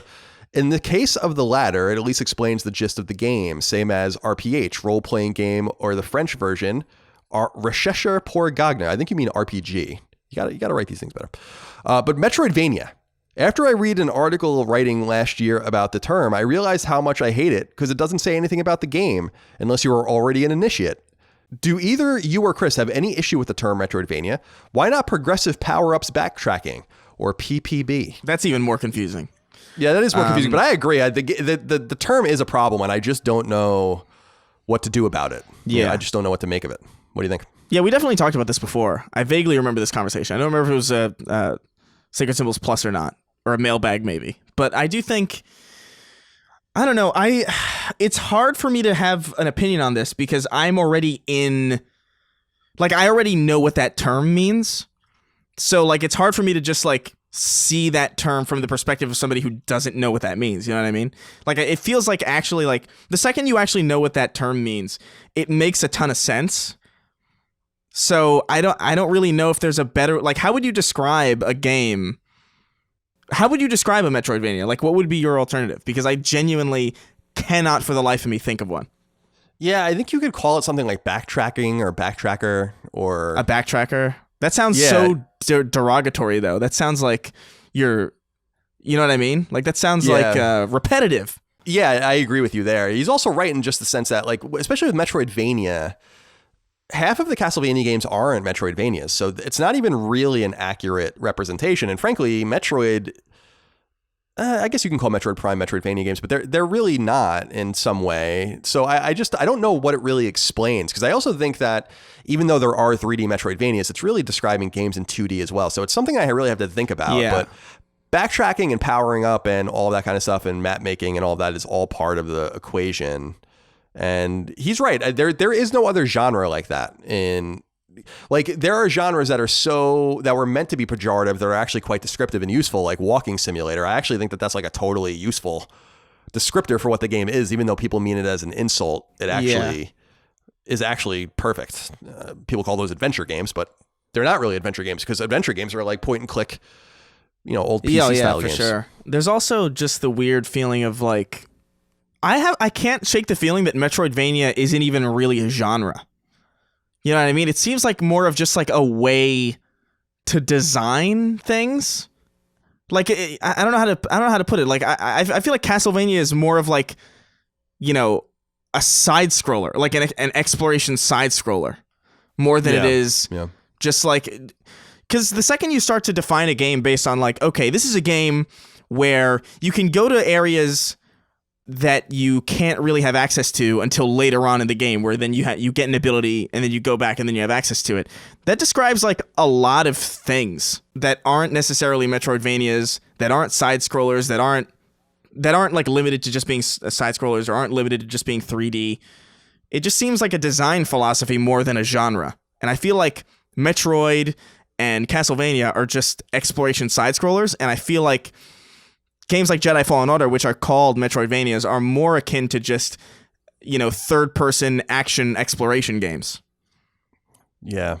I don't know. I maybe like the way we describe things in terms of third person and first person and side scrolling and whatever the case might be more useful modifiers for simpler terms. Yeah. Like you were saying, like a third person exploration action game. So like you said, like Symphony of the Night might be a side scrolling 2D action exploration game, and that at least tells someone something. I mean, it's a little verbose, but it's better than being vague to people that would probably enjoy the genre, because Metroidvania is like I don't believe in the term gatekeeping. I hate that term, but like it is gatekeeper-ish because it unintentionally, because it assumes so much knowledge. Yeah. Even the idea of first person and third person, which in literature and in other things means something totally different. We mean that in terms of actual visual perspective. And that's not what it means in writing, for instance. Like, it's not about what you see. It's about how you're talking and what you're saying in a book, for instance, the first person narrative, for instance. So like even explaining that is a little different because it plays with terms that you probably already know, and you can figure it out. It's not complicated, but it doesn't necessarily have a linear connection to what was said before. So how's this for a term that you're probably going to hate? Hit me. Exploration game. Oh, no. No, I can't do that. Nope, can't do that. All right. Chris, that's all we have for this episode, this rotund episode of Sacred Symbols. We hope everyone enjoyed it. Thank you so much for your love, your kindness, your support on Patreon. ColinsLastStand.com for more information on Patreon and our merch and all of that. Remember to leave us nice reviews on free feeds if you enjoy us there, which most of you do, and we appreciate that as well. And tune in for Sacred Symbols Plus. We're so glad that everyone's enjoying it, and we will have a fun one this week all about challenging us in our assumptions and our viewpoints, which you guys get to do, I guess, every week. But this will be all about that, all about how we're wrong. Yeah. So I'm really looking forward to that as well. So, Chris, thank you so much for your time. Feel better. I will. And all right, that's it. We'll see you next time. Bye. Take care, guys. Sacred Symbols, a PlayStation podcast, is a product of and a registered trademark of Colin's Last Stand, LLC, and is recorded from Richmond, Virginia, and Burbank, California, USA. This show is conceived by, is written by, and is produced by me, Colin Moriarty. My co-host is Chris Raygun. You can find me on Twitter at NoTaxation and on Instagram at CLS Moriarty. Chris is on Twitter at Chris R. Gunn and on Instagram at Chris_Ray_Gun. Sacred Symbols is edited by Dustin Furman. To message the show online, please use Patreon's DM service. As you know, all of Colin's Last Stand shows, including Sacred Symbols, are fan-funded on Patreon at patreon.com/ColinsLastStand. The following names are at the producer level or higher on Patreon, and we are eternally grateful for your kindness, generosity, and fandom. Chris Adams, Carlos Algarit, Joe Arch, Morgan Ashley, Saul Balcazar, Taylor Barkley, Martin Beck, Tyler Bello, Mark Boggio, Barrett Boswell, Spencer Brand, Miguel Brewer, Lennon Brixey, Eric R. Brown, Jason Budnick, Josh Bushing, Austin Bullock, Dylan Burns, Chris Buston, Nick C., Alex Cabrera, Patrick Harper, William O'Carroll, Brian Chan, Sean Chandler, David Chestnut, Rodney Coleman, Simon Conception, Brad Cooley, John Cordero, Gio Corsi, Philip Crone, Daniel Diamore, Colin Davenport, Night Draft, David Ellis, Jerome Ferreira, Joe Finelli, Eric Fickenbeiner, Chris Galvin, Darren Aaron Gardner, Connor Gashian, Alex Gates, Michael Gates, Salem Ghanem El Ghanem, Tyler Goodwin, Hayden Gorange, Josh Gravelick, Miranda Grubba, Jonathan H., Eric Harden, Tyler Harris, Richard Hebert III, Kyle Hagel, Wyatt Henry, Robbie Hensley, Scott Hernandez, Asa Haas, Blake Israel, Azan Isa Al-Raisi, Josh Yeager, Joshua Jonathan, Paul Joyce, Greg Julius, Anton K., Patrick Kelly, Jeremy Key, Auntie Kinnanen, James Kinslow III, Ryan Arkittredge, Mike Naffo, Mason Cadillac, Jackson Lastiqua, Don Q. Lee, Patrick Leslie, Keith A. Lewis, Chad Lewis, Lou and Ray Loper, Colin Love, Scott Lovelace, Josh M., Kiet Mai, Ryan T. Mandel, Ross Maranka, Matt Martin, Sean Mason, Zachariah McAdoo, John McCarthy, Josh McKinney, Joe McPartlin, Raul Melendez, Andrew Mendoza, Chris Moore, Betty Ann Moriarty, Ryan Murdoch, Stephen Nieder, Adam Nix, Donnie Nolan, Dan Nolan, George A. Nunez, Jesse Owen, Jorge Palomino, Andrew Parker, Zach Parsley, Daniel Parsons, Todd Paxton, Marius S. Peterson, Gerald Pennington, Matthew Perdue, Enrique Perez, Jason Pettit, Travis Plymel, Jeff Pollard, Lawrence F. Prokop, Nathan R., Ryan Reeves, Peter Reynolds, Shane Rayum, Jonathan Rice, Daniel Rivas, Petro Rose, A.G. Rode, Jose Salinas, John Schultz, Michael Shanholtz, Toby Shootman, Gregory Slavinsky, Joshua Smallwood, Ahmad Tamar, Ben Thompson, Carl Tolman, Alan Trembley, Michael Vecchio, Oakley Waldron, Justin Wagaman, Dylan Wagner, Isaac Wastman, Damon Weathers, Mike Wayant, Bloody Fang, Galjug, Casual Misfits Gaming, Homeworld Hub, Lockmort, Throw 7, McDog 18, Infinite, Boots, Organic Produce, Mad Mock Media, Not Your Real Dad, Mubarak, Craft Heads Podcast, Richter 86, Hugo's Desk, Of Fortuna, Andrew, Ian, Chris, Dav9834, Gamer Filmaholic, Megadet, and Rainick.